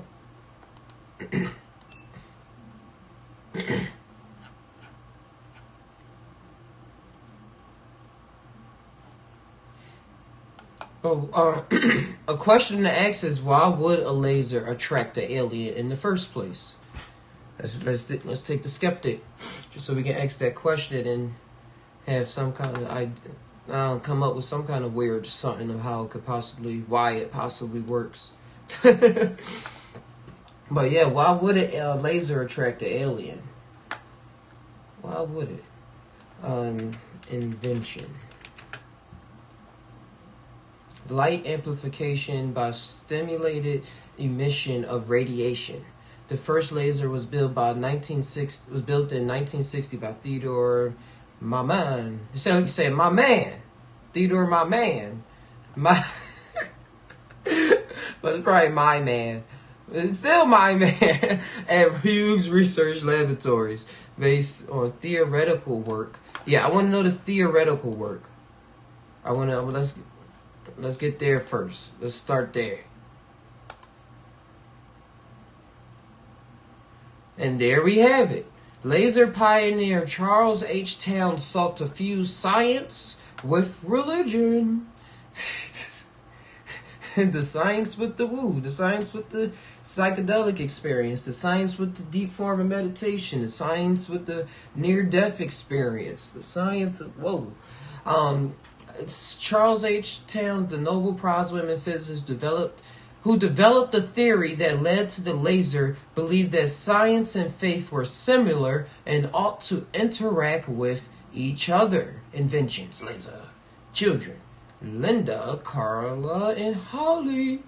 Spouse, Francis. Born July 28, 1915. So, what did he do? But y'all see where I'm going with this. Y'all see how I was saying, like, why would a laser interact with an alien ship in the first place? And this is just a tool that we can use to sometimes take the skeptic position, but still know that we can achieve that somehow, some way, life is going to paint a picture. Still put those breadcrumbs, as Alley Cat said, to lead you back to an experience that you knew you experienced. Something that you knew happened. And the more you follow those crumbs, it start leading back up. Back up to the backup. And now we've seen that he said the source of religion and science. Hey, King guys. What up? What up? Hey, hear you loud and clear. Had to tap in. I was on daddy duties, but I was listening in. But can you say something one more time? Just to make sure. Yo. All right, cool. It's your neighborhood homie. Because like two podcasts ago, none of y'all was saying on the Discord was recorded. Man, I be hating that shit. But we good now. We good. I like the setup, man. Nice Thanks. setup. I see you got everything in order and everything moving. That background is trippy. Yeah, it's come a long way. Yeah, No doubt. man. I got this green screen off Amazon. So. That's where I got most of the shit I got off Amazon for the low. Hey, What's Piano up? King. Is that Piano Key in there? Yeah. What's happening? Man, Barely feeling working, good. but I've been vibing out with y'all, man. Thank y'all for providing a platform and an outlet like this, y'all. Yeah, it's Oh, yeah. just fun. Yeah. I'm having fun. And it's weird how all these things connecting right now. But not weird, it's fun how this connecting all right now. Mm-hmm. Like this guy talking about that invented the laser. Cause I really was asking that to myself. I was like, why do people want to point lasers to find aliens and stuff? And now this guy that invented the laser was just saying, y'all probably already heard me, but it was just, now I'm talking to y'all, so I gotta say it again. But he was saying that he wanted to fuse religion and science, and that's how he had the theoretical idea for the laser.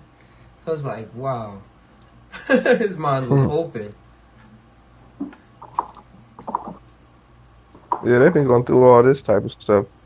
They just give it to us late, and then we think it's new. And he went to Berkeley. That's where all the hippie scientists went to. Terrence was there. And he always talked about all his scientist friends that was there doing mushrooms that they just wouldn't talk about it. Mm-hmm. Wow. In the 60s, 67, he was anointed the professor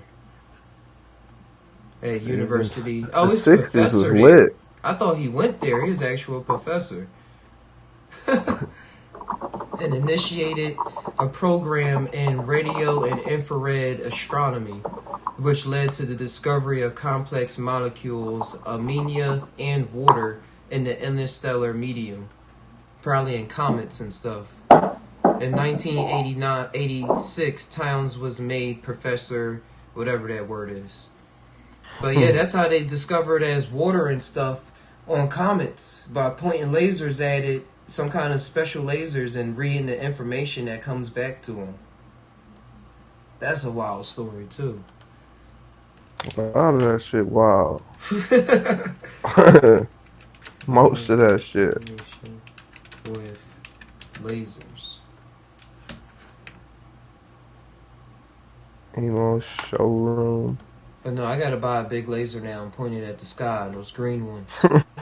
I'm telling you, when the guy was pointing it at the stars on that clear night, it was like I was just tripping, because I didn't know how it was pointing to the stars like that. Like, it was just so clear. Like, and it was nothing for it to bounce off of, no tall buildings, nothing in the way. So it was just like the laser was pointing at a fucking dome. And it was like, yo. I was just watching a movie where they showed the dome around the planet, but then it took a laser to make it like illuminate.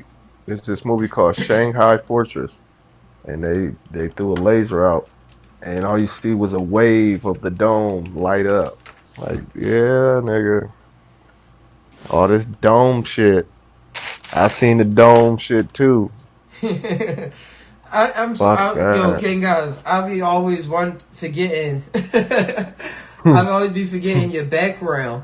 And when I saw this, I was like, how can guys run across this? Straight up. It seemed like a cool movie though. I'm pulling up the thumbnail for everybody on YouTube. They got the alien ships in the background. Mm-hmm. And it's that laser. You see that laser? That shit is shooting out right there. Yeah, the Independence Day type. Yeah, but it was going up instead of hitting the earth. It was going. They shot that bitch in the sky, and that's when the fucking you seen the like it looked like the dome, like a motherfucking Matrix dome and shit. It was dope. Just lit it's up at the beginning of the episode. Yep. I can and picture it was like a blue light or some shit.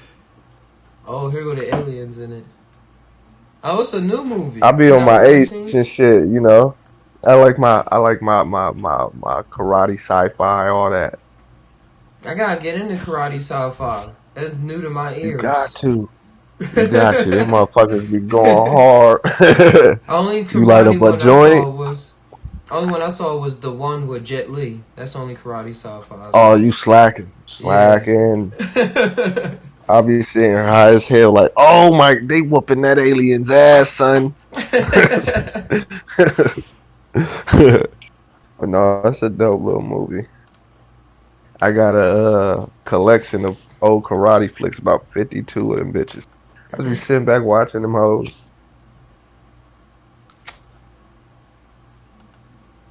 Figured I like this herbal with you. Yeah, let me light this up. Had to hold off. I was gonna go on the Soul Scientist channel, but I seen you was live. I gotta come through here. Yeah, whenever I can get in, I'm Got trying to fit in. You know? They don't know, man. This little community, it's True, you, and me. Keep this bitch lit. Oh, it was a comet that just went by. That's probably the one Esco was talking about. It's called the Neo-Wise, the New Wise, something like that. I'm just seeing what Alicat wrote. She said, "Hint our eyes." Alicat wrote, "Our eyes are magnifying lasers. Also, when you're tripping, that's how you see through your different magnifying microscopic lenses." Yeah, and then the laser amplifies so you can see. Oh wow. Yeah. I'm just thinking about a laser opening up a portal. You just walking through that bitch. They say really it's possible. Yeah, they say it's possible through what they say, an anti-gravitational pull. It'll pull you, trillions of light years ahead or back if you need to. They can pinpoint where they're going. And they use some type of anti-gravitational pull or something, they said. And that's how it's possible. I said, all right. Y'all go ahead and try that shit out. Yeah, work out the theoretical parts of it. Mm-hmm. Hey, Black Sauce. I think it's possible. I don't see why not. Hey, 55. Yeah, I just think when it don't make sense, that just mean we ain't there yet, but we working on it. Yeah, the people might not be there. Those with the power to be able to do it probably already fucking with it. Like, they already do a lot of shit. And by the time they let us figure some shit out, they've been 20, 30 years already done that. Already fucked with it. That's why I'm trying. That's why I'm getting in on the game. Not even trying. I'm right. getting in on the game. Make some connections and make myself worthwhile. So when I come across people, the person that's there recognize and be like, "Oh, that's not just a NPC." Mm-hmm. You know how people all got their levels of who they consider an NPC. Mm-hmm. I can actually interact with this one. Black and I Sauce, already got know a question I'm for interacting you. with myself, so I just gotta create that vibe that happen. And real quick, Black Salsa, you said how long should I chill between trips? That's all up to you. Yeah. How much free time you got? That's the only thing I would say is how much free time you actually have. Mm-hmm. Where nobody not going to call you to do something. Like other than that, my tip is just up to you. Yeah, pretty much. What can you handle? Yeah. I mean, myself, I gotta do blue moon. I'm every blue moon type of schedule. So for me, it'll be every blue moon. Yeah, just like like Ty said, if you got a busy schedule, you're gonna have to take a break regardless. Or just adjust your dosage. Or adjust your I've been taking dosage. mushrooms every day. Like just doing little doses, taking little stems and stuff. But I've been combining it with a lot of other herbs. I was talking about this earlier. With lion's mane and asawanga. I don't know how to say it. But it's really been really taking away a lot of my anxiety. I got some St. John's wort, some cordyceps, and I forget the other one. CBD and THC. Man, these cats around here is taking CBD weed that, CBD weed don't hit. You don't get high from CBD weed. Oh, I don't know how y'all tolerance is or if y'all got a tolerance, but they taking this CBD weed and trying to pass it off as gas out here. I don't know how they doing it around y'all. No, they trying to scam niggas out here. Because it looked light and fluffy and green. Right, and motherfuckers be like, oh, yeah. No. You go right down to the corner store and get the same shit. I see my dude, he hustling cats. I'm like, oh, that's a dope hustle, though. Mm-hmm. You got to make your dollar. Just don't hit the same motherfucker twice. Because it can get real hectic. That's sad. I'm going to label it. That's sad. Because I got CBD and it don't make you high. It will make you relaxed. It will make you, if you already planning on trying to be relaxed. And not even really the bud. Like, it's really when you get to the tinctures and the oils and stuff like that is when you really feel the effect of CBD. Other than that, you just tasted it. And it do taste good. Yeah. But I don't do shit. I said, bruh, come on, son. He like, hey, nigga, I gotta hustle. I'm like, I ain't mad at you.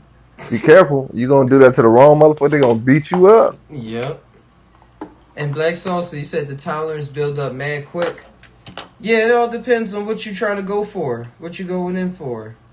Well, you know, too much of anything is ain't good for you. You get too much, you know, so you still want to, you got to, like Ty said, you got to gauge it yourself. You feel what I'm saying?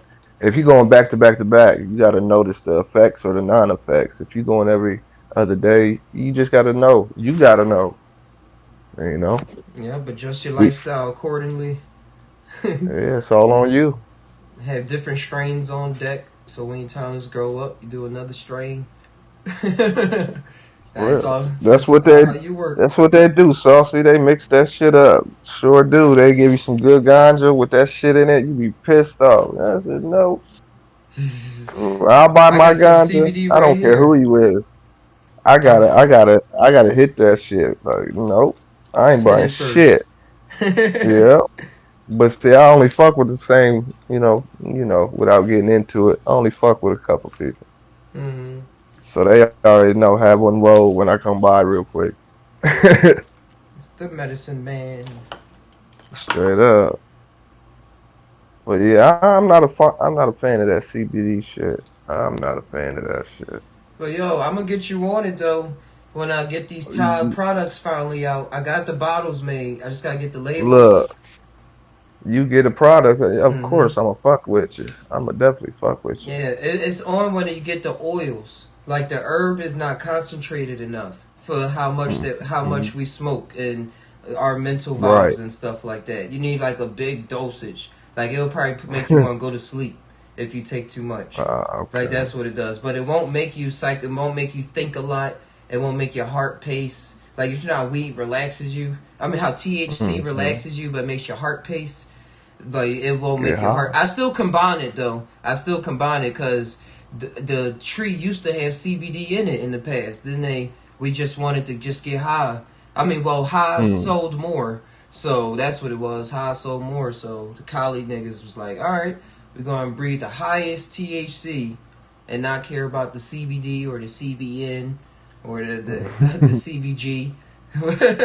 We're just going to get THC. And we love it. And now that's why I like that. Now they create weed. Now. Mm-hmm. No, this shit is fucking hybrid trash that's just killing people pretty much. Because too much motherfuckers THC. They spray that shit with different chemicals, bro.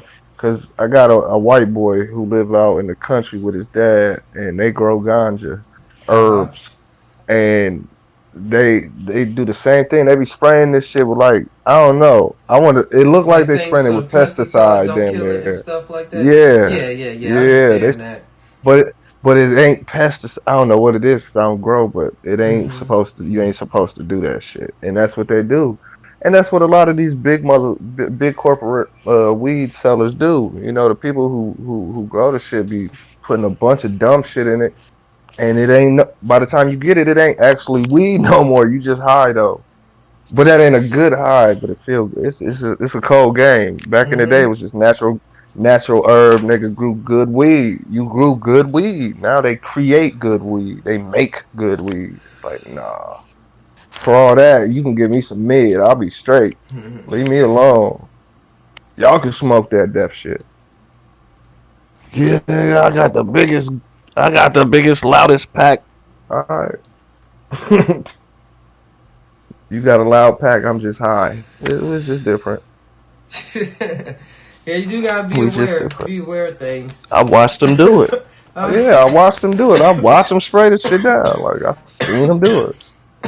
But a lot of our foods is the same on thing. That boat. That's why I got that GMOs, the GMH video I made out. Exactly, you know. But this food ain't real food. That's in my mind. But who's saying that? Who's saying that? When you say me, who is me? You feel what I'm talking about, right? Me. That's why I'm spreading the word so people could know. Don't let things get to them. Because I'm saying, but they did breed it out like that. And now I'm talking to this guy. He got this connection in Las Vegas. These guys that's growing the CBG strain, and it's a little stronger than even. Well, it has more. It has even more of an effect than the CBD. And CBG is the precursor to all the other, I don't know what they call amino acids and stuff, the THC and things. It takes place before that. Like before it converts it, the plant has a lot of CBG. So they growing plants with like 20% CBG in it. And I'm talking to this other guy that got like 20% CBD in it. So my field now is getting into tinctures and stuff and just melting it all down. So I can just extract just the THC, just the CBD, and all of that, and just get what I want. That's how I'm getting hit with the lion's mane and all that stuff. I gotta boil down some mushrooms too, but they don't sell Everclear or high enough proof alcohol in California, so it's kind of hard to do that. But tinctures, I'm starting to find is where it's at. And they mad expensive too when you at the stores. I've been collecting bottles over the past couple weeks. I was like, finally I can afford a couple. Cause I've been researching them for like 2 years, but I kept saying, man, I can't afford this. This little bottle for $20. But now that I actually been taking it like that, I'm gonna see if I can figure out how to spell it. The ashwagandha. I don't know how to spell it, bro. There it is. Yes. Thank you, Google. Look, they heard you. I just have to keep putting it out there. I'm going to put it... I got it on the screen now because I don't know how to say it. Ashwagandha. It's a plant. It's a small evergreen shrub, grows in India, the Middle East, and parts of Africa. The root and berry are used to make medicines. Ashwagandha is commonly used for stress. It is also used as a adaptogen for many other conditions, but there is no good scientific value. Blah, blah, blah, blah, blah. Talk science. What is it? Adaptogen. Adaptogens are a select group of herbs and some mushrooms that support the body's natural ability to deal with stress. They are called adaptogens because of their unique ability to adapt their function according to the specific needs of the body. This may be physical, chemical, or biological needs. Also, this right up the alley with the mushrooms. I'm just doing what I'm supposed to do. Oh, wow. And then they got the 12 herbs that you can use to hack stress for your body. And they got cordyceps mushrooms on there. Yep, I got that in the cabinet. Gorgia berries. I heard of those. Those cause a lot. Those good too. Licorice root. Trying to see the familiar ones. Holy basil. Turmeric. I hear that being a craze now. Yeah. The ashwagandha. Ginseng. Yeah, and ginseng. Yeah, I heard it. I had that a couple times. I got that. I forget what it's in. Yeah, it's like a root. Ashwagandha. Yeah, you see it now? Yeah, Infinite Love put it in the chat. Cool. He had a nice little mix. Hold on, I'm gonna go get my herbs real quick so I can show y'all the bottles.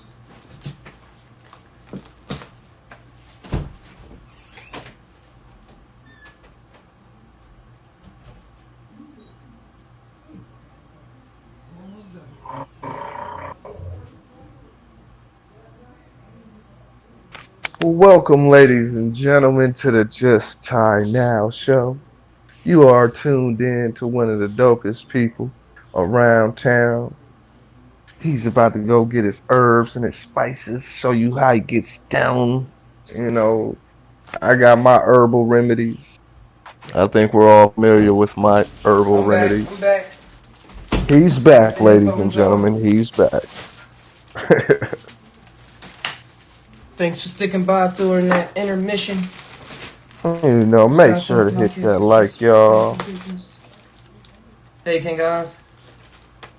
Oh yeah, I held down the interlude before you real quick. Thank you. When you run it back, you gonna hear it. Real quick, this is what I got. I got the St. John's Wort right here in this bottle. And it come in like a squeeze thing, and it's just like 1 milliliter. And the St. John's Wort, what I was looking up, I ran across this by like coincidence by toxicity or something, because I was watching a documentary around Halloween where they were talking about witches, and they was talking about what the old Nordic people used to do in the, back in the day, and they was talking about their potions that they used to brew and stuff. And one of the things they said was St. John's Wort. So I was like, yo, what is that? I want to know. And then I got into it, St. John's Wort. And I got into it, and I was like, yo, it's actually used more popularly. It's used more in Europe, okay, guys, than over here as an actual alternative to antidepressants. Like, it's actually offered. Okay. Instead of like in America, they just say, here, take this Xanax or something. Or take this Zoloft or something. Here they offer St. John's Wort. And I was like, yo, they've been using that for a long time, for years. It's a plant that grows in the wild, used for centuries I'm reading it, for mental health conditions. Is widely prescribed for, I said that. Used as a dietary, but it's sold as a dietary supplement in the United States. So they're not going to tell you it's going to help you with your psyche. They're just going to say it's for your diet.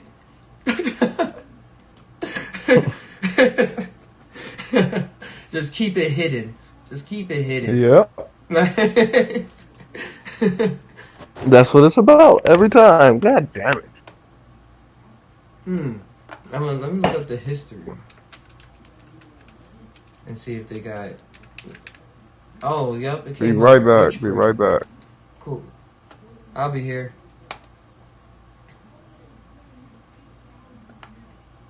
Oh, they got something with bigger text.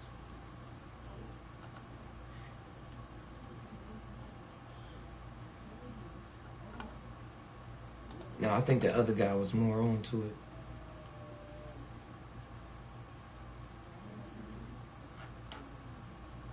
Yeah, let's go. Let's check out this one real quick. Get that zoom in.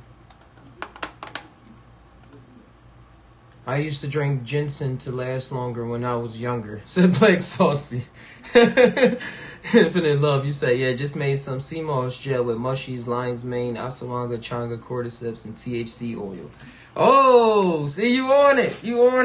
I'm going to introduce what I got one at a time. But here goes some CBD oil I got. That I made. And then here go all the other bottles. I'm going to go through the lion's mane. Shout out to Paul Stamens. But we're going to come up with our own changa and the cordyceps. And the THC oil.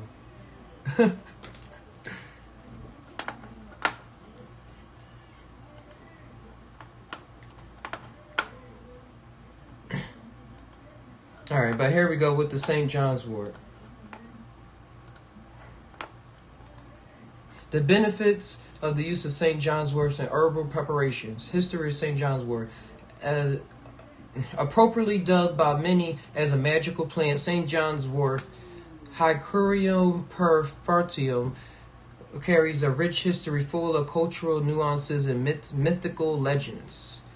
Dr. Jonathan Zeus, in his book The Natural Prozac Program, eloquently captures the emotion and quintessence of St. John Wort's in his opening statement. In the crumbling pages of an ancient text on healing, hidden amongst the dusty basement shelves of a neglected old world library, there are stories of a flower whose tears are magical. Many of these stories pass through the generations, paint a colorful picture of a multifaceted plant used in a variety of applications. Some were even used for supernatural or spiritual purposes because of their magical results. And that was the feeling that I just got instinctively. That's why I just check back in with reality to confirm. Because sometimes I don't believe in myself all the time. And then I just look back like, yo, that's exactly what I was thinking, imagining, and when I was looking at it. Like when I was looking at the History Channel documentary, I was imagining like, yo, that's something special.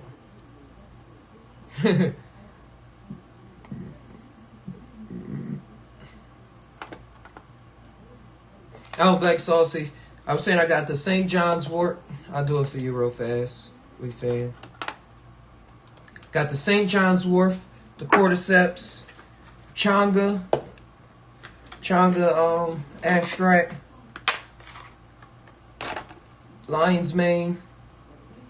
They got green backgrounds. That's why it's like they go invisible when I put them up. So THC oil, got it free from the dispensary for ordering from there for the first time. And that was wild because it was after I was getting into these oils. So I just got more oil for free. Universe. And some ashwagandha. That's what I got so far. Slowly going to build up. And CBD.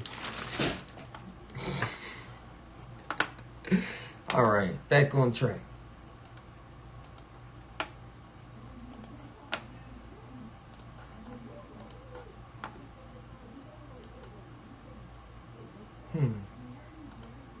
Oh, the St. John's wort, the history of it. The botanical name for St. John's wort has several noted origins, all having similar meaning or references. Hypericum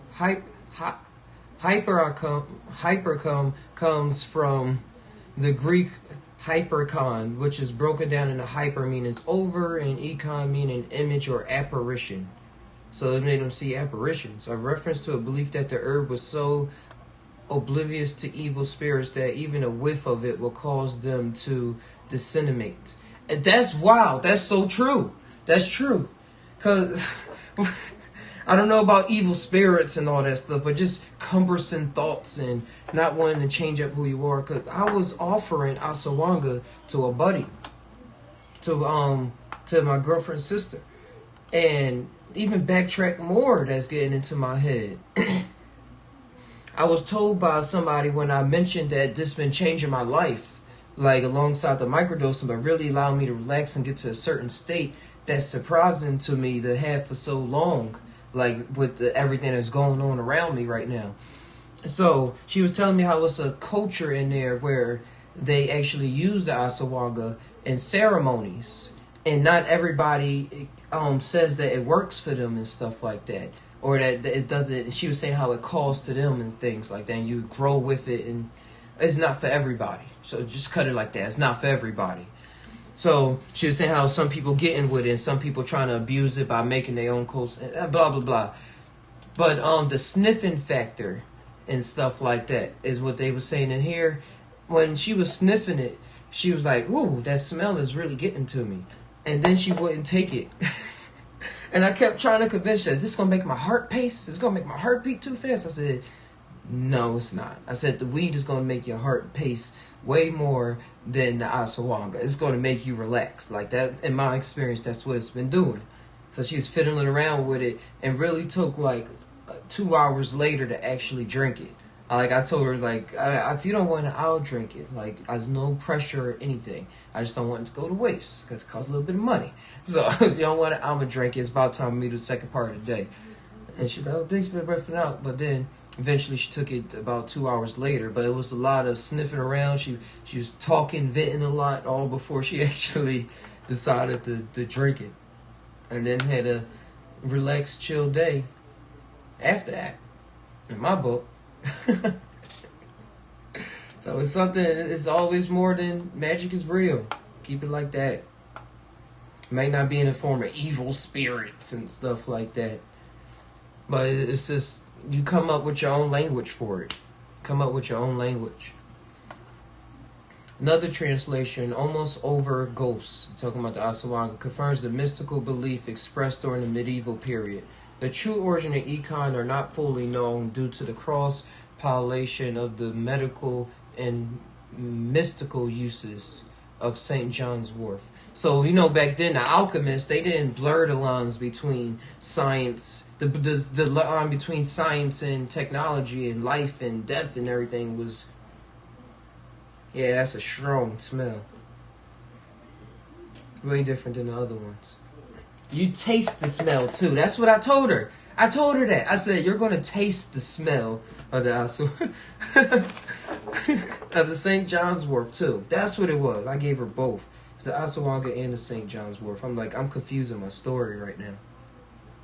And they both have a strong smell to it. I just got on my nose. And you taste the smell. You do taste the smell when you drink those things. Because I don't mix it with that much juice. I say mix it with 2 ounces. I just want to get it over with. All right. I'm jumping around. But yeah, that's what, you know, the alchemist. I was talking about St. John's Wort, how, you know, the alchemist, the blurred line was a lot more blurred. The illusion between reality and how they knew they were playing out was just like the guy that invented the laser. He wanted they invented the... What was that? Yeah, the laser. He wanted to, that hypothetically did it too. He wanted to blur the lines between science and religion. Like he was he was taking it back. And when he did so-called take it back to that alchemist state, before it just became chemistry and black magic, it was, he made the laser. He made technology. Now look at all the cool things we're doing with lasers. The cool things we're doing with everything that we talked about during this podcast. It's all from seeing behind the veil. Literally, it's all seeing, like, from seeing behind the veil. Like, just like what the?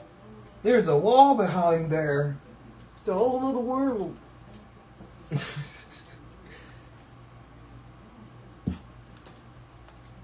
Magical.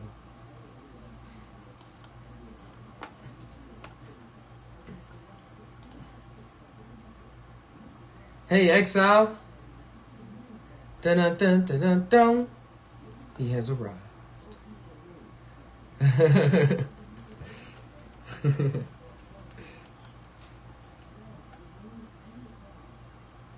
Let's go.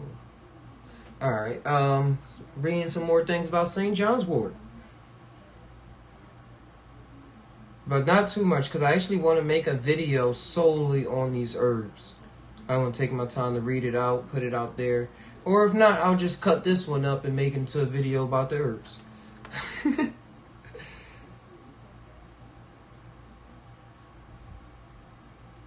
What legends tell us the first early Christians were credited for naming St. John's Wort after their beloved John the Baptist. And the brightly colored flowers were usually exposed themselves on or before June 24th, which is celebrated as his birthday. The striking arrangement of the 5 petals resembles a halo. When picked, it screws a crimson red liquid, which was believed by some to symbolize the spilled blood of their beloved John. Many historical authorities have questioned whether the infamous Rose of Sharon, as mentioned in the Bible, is really St. John's Wort, although botanists have confirmed they are 2 distinct plants but abide in the same family. Wort is simply an Old English word for a plant or an herb. Oh, so wort just means plant and herb. Good to know. Having lunch, tuning in. Cristobal, what's going on? What you got to eat today? As soon as you said that, you made me hungry. I was sitting up here smoking. But I got some good food I can prepare. Had some Dungeness crabs yesterday. Cooked them in the oven. Last time I cooked them on the grill. That was a unique experience. But yesterday it was too hot to light up the grill. So I just lit up my house. Doesn't that make sense?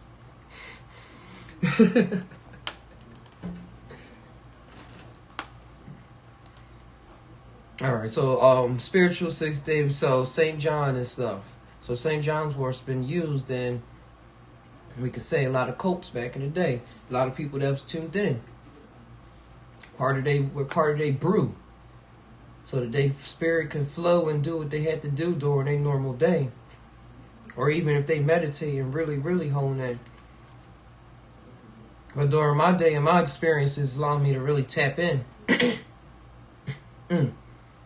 So that my patient thoughts are the ones that I'm first going with. Because I know that I understand that I'm working with myself. I'm not lost in working with myself. And then it's like, oh yeah, I'm working with myself. It's like, I'm working with myself.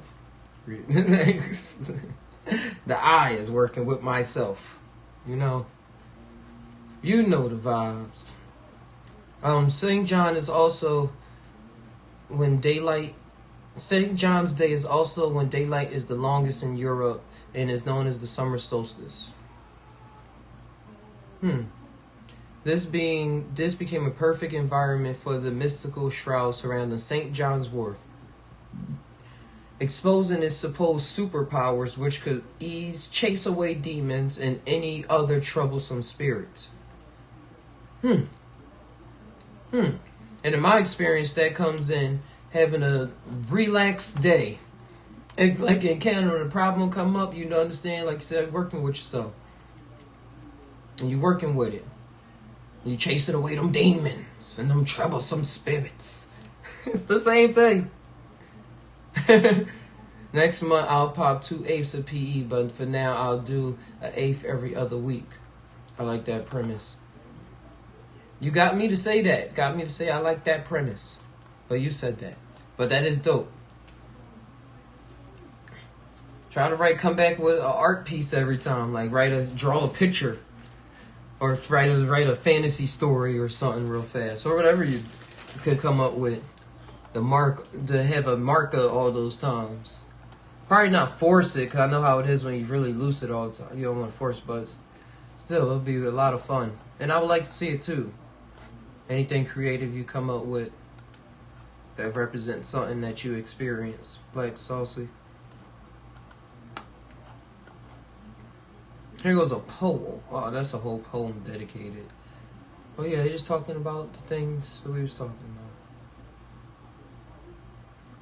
Yep, many people used it to ward off evil spirits. They talking about the Greeks and Romans used St. John's Wort.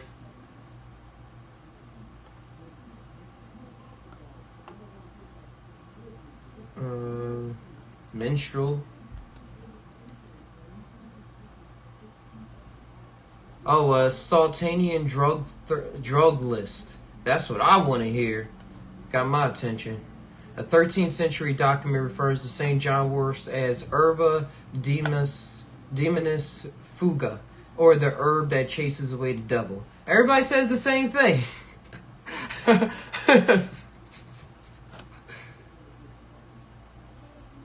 Yeah, so we get the picture. We don't gotta spend all day. We smart.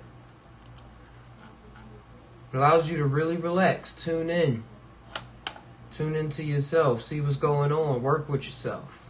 That's St. John's Wort for you. That's the tie spin on it.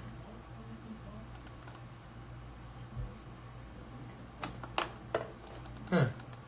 I didn't even know all of that. But then again, I did know. Just had my own story for it. Like we all do.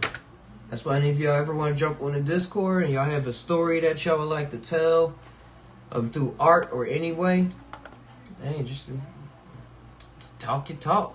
Talk that tie.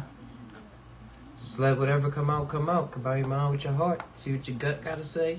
Let all them circles combine and bada bang, bada boom. All right. I want to see the history.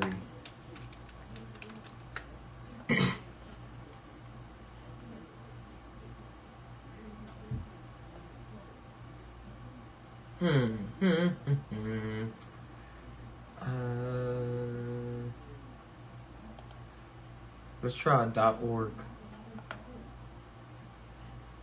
Disclaimer. For general health, do not take this seriously. That's what they're saying. I don't want to see this again. Ashwang. Ha ha ha ha ha. Oh, they're not going to really talk about the history. They're just going to say how it works. Side effects. Do not take it. Patient warning. Scientific name. Purported uses. Drug interactions. I did hear them say, though, be careful taking St. John's wort if you're on other kind of medications.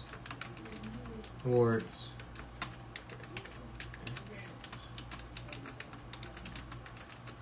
I'm digging too deep. St. John's wort product may affect neurotransmitters in the brain. Oh, so that's why you get that experience. And through this different mechanism, interact with psychotropic medicines, including reuptake inhibitor, nefzodone, and the selective serotonin reuptake inhibitors, SSRIs. Yep.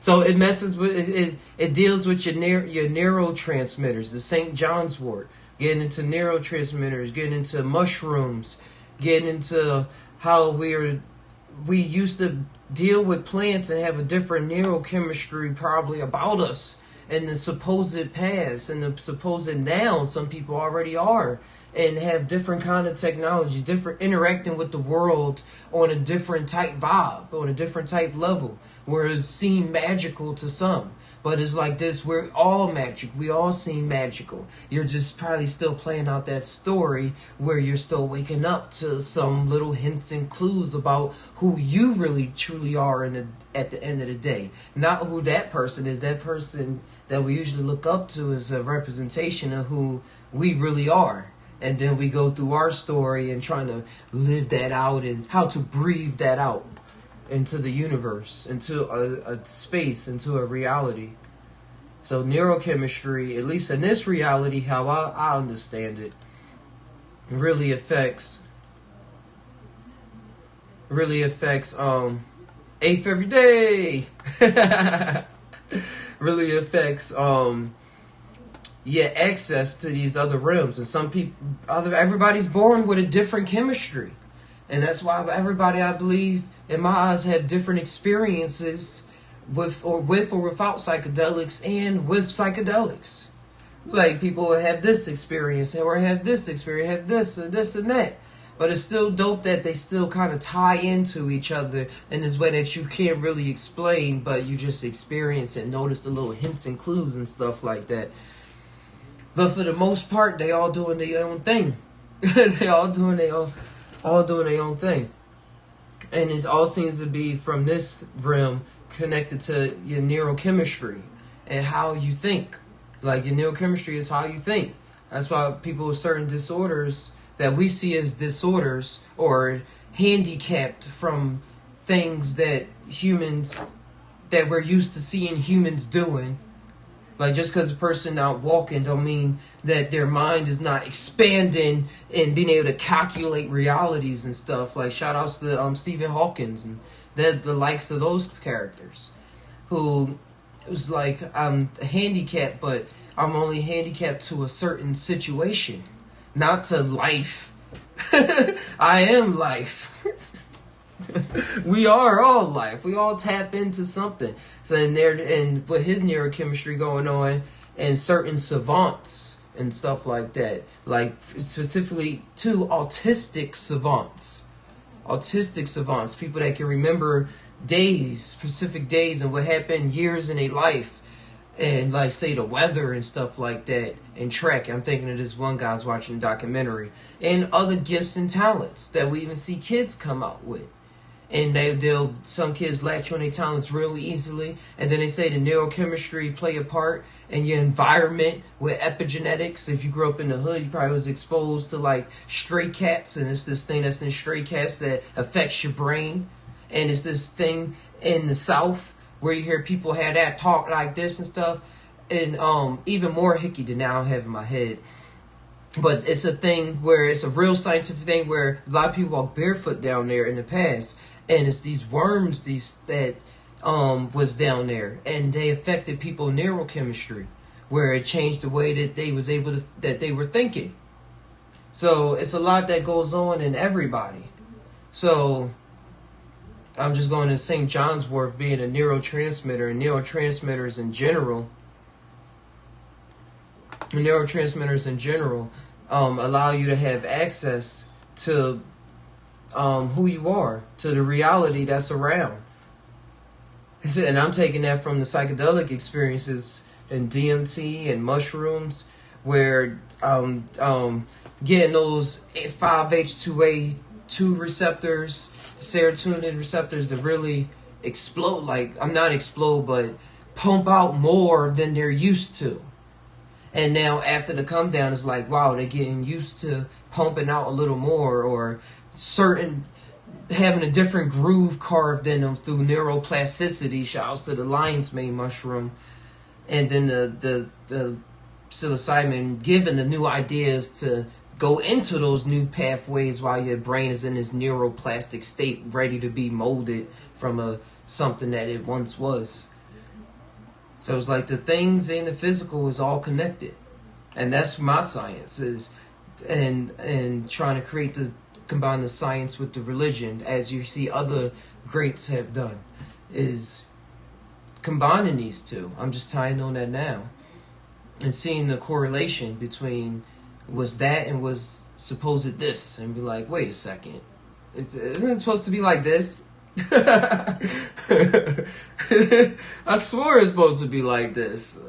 We even say separation causes anger, like in every faction. We cool with it, we vibe with it, but it's still a separation, right? It's still not supposed to be separated in the first place. Like, I can't forget the principle.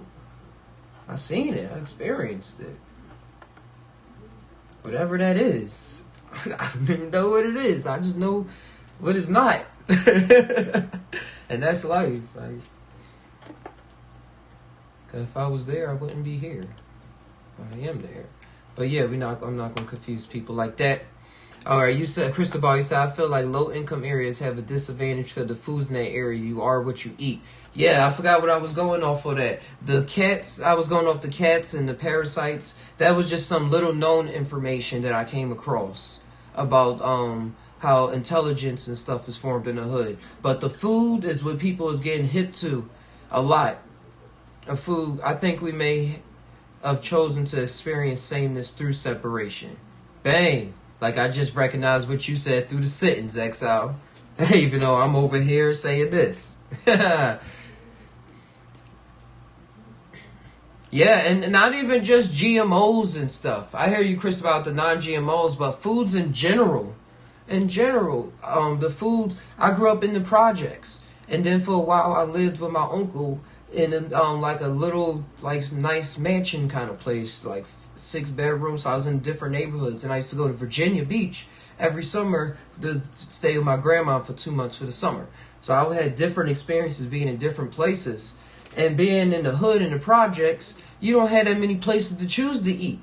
The market is far away, and if it is a market, it's a crappy market selling crappy food, not that many choice of vegetables to begin with, a lot of canned processed meats and stuff like that, like presented to you in big giant advertisements as soon as you walk in.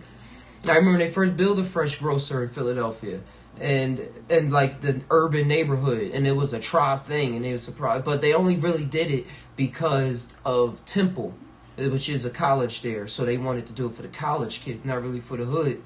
But in the hood, you shopping at the poppy stores, you getting cheesesteaks, you go in the Chinese stores. I was getting 4 chicken wings, fried rice, General Tso's chicken. That was the average, because it was closer. It was just closer, it was there. And then when you don't got enough money to go to, when you actually make it to the market to stack up on good things, when you hungry, you going and you got kids to feed, they gonna eat hot dogs and beans. Hot dogs and beans, and not even the good hot dogs, the cheapest one you can get, so that you can afford the macaroni and cheese. So when you subscribe. So when you're forced to subscribe or born into a subscription, you just going with what you're subscribed to, and you eating that stuff, and it's keeping you at a certain level. You're not at your God tier level. You're a peasant. Like, we in the hood, we peasants. Like when you really look at the big picture, peasant folk, and just really dreaming and stuff, and trying to dream, but stuck with a situation. But the power and the beauty that we have in ourselves allows us to transform and get ourselves out of that. I'm so-called living proof. I don't know if I'm alive or dead, but yeah, we can go to good. I'm living proof. Living proof. And that's the food deserts that you hear about. And then they cost a lot of money. They cost a lot of money. People just being chipped, and you get used to paying money for crappy food. Paying a lot of money for crappy food. And you're like, man, this is good. To rule is truly to serve. To rule is truly to serve.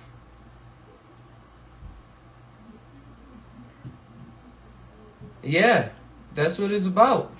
That's what it's about. Being on the line. Being out there on the front line. Like King Osby saying, the walk it, talk it challenge. Can't talk about directing people if you can't be directed. Then you don't really know what a director is really doing. If you've never been directed before, you don't really get the true essence of it.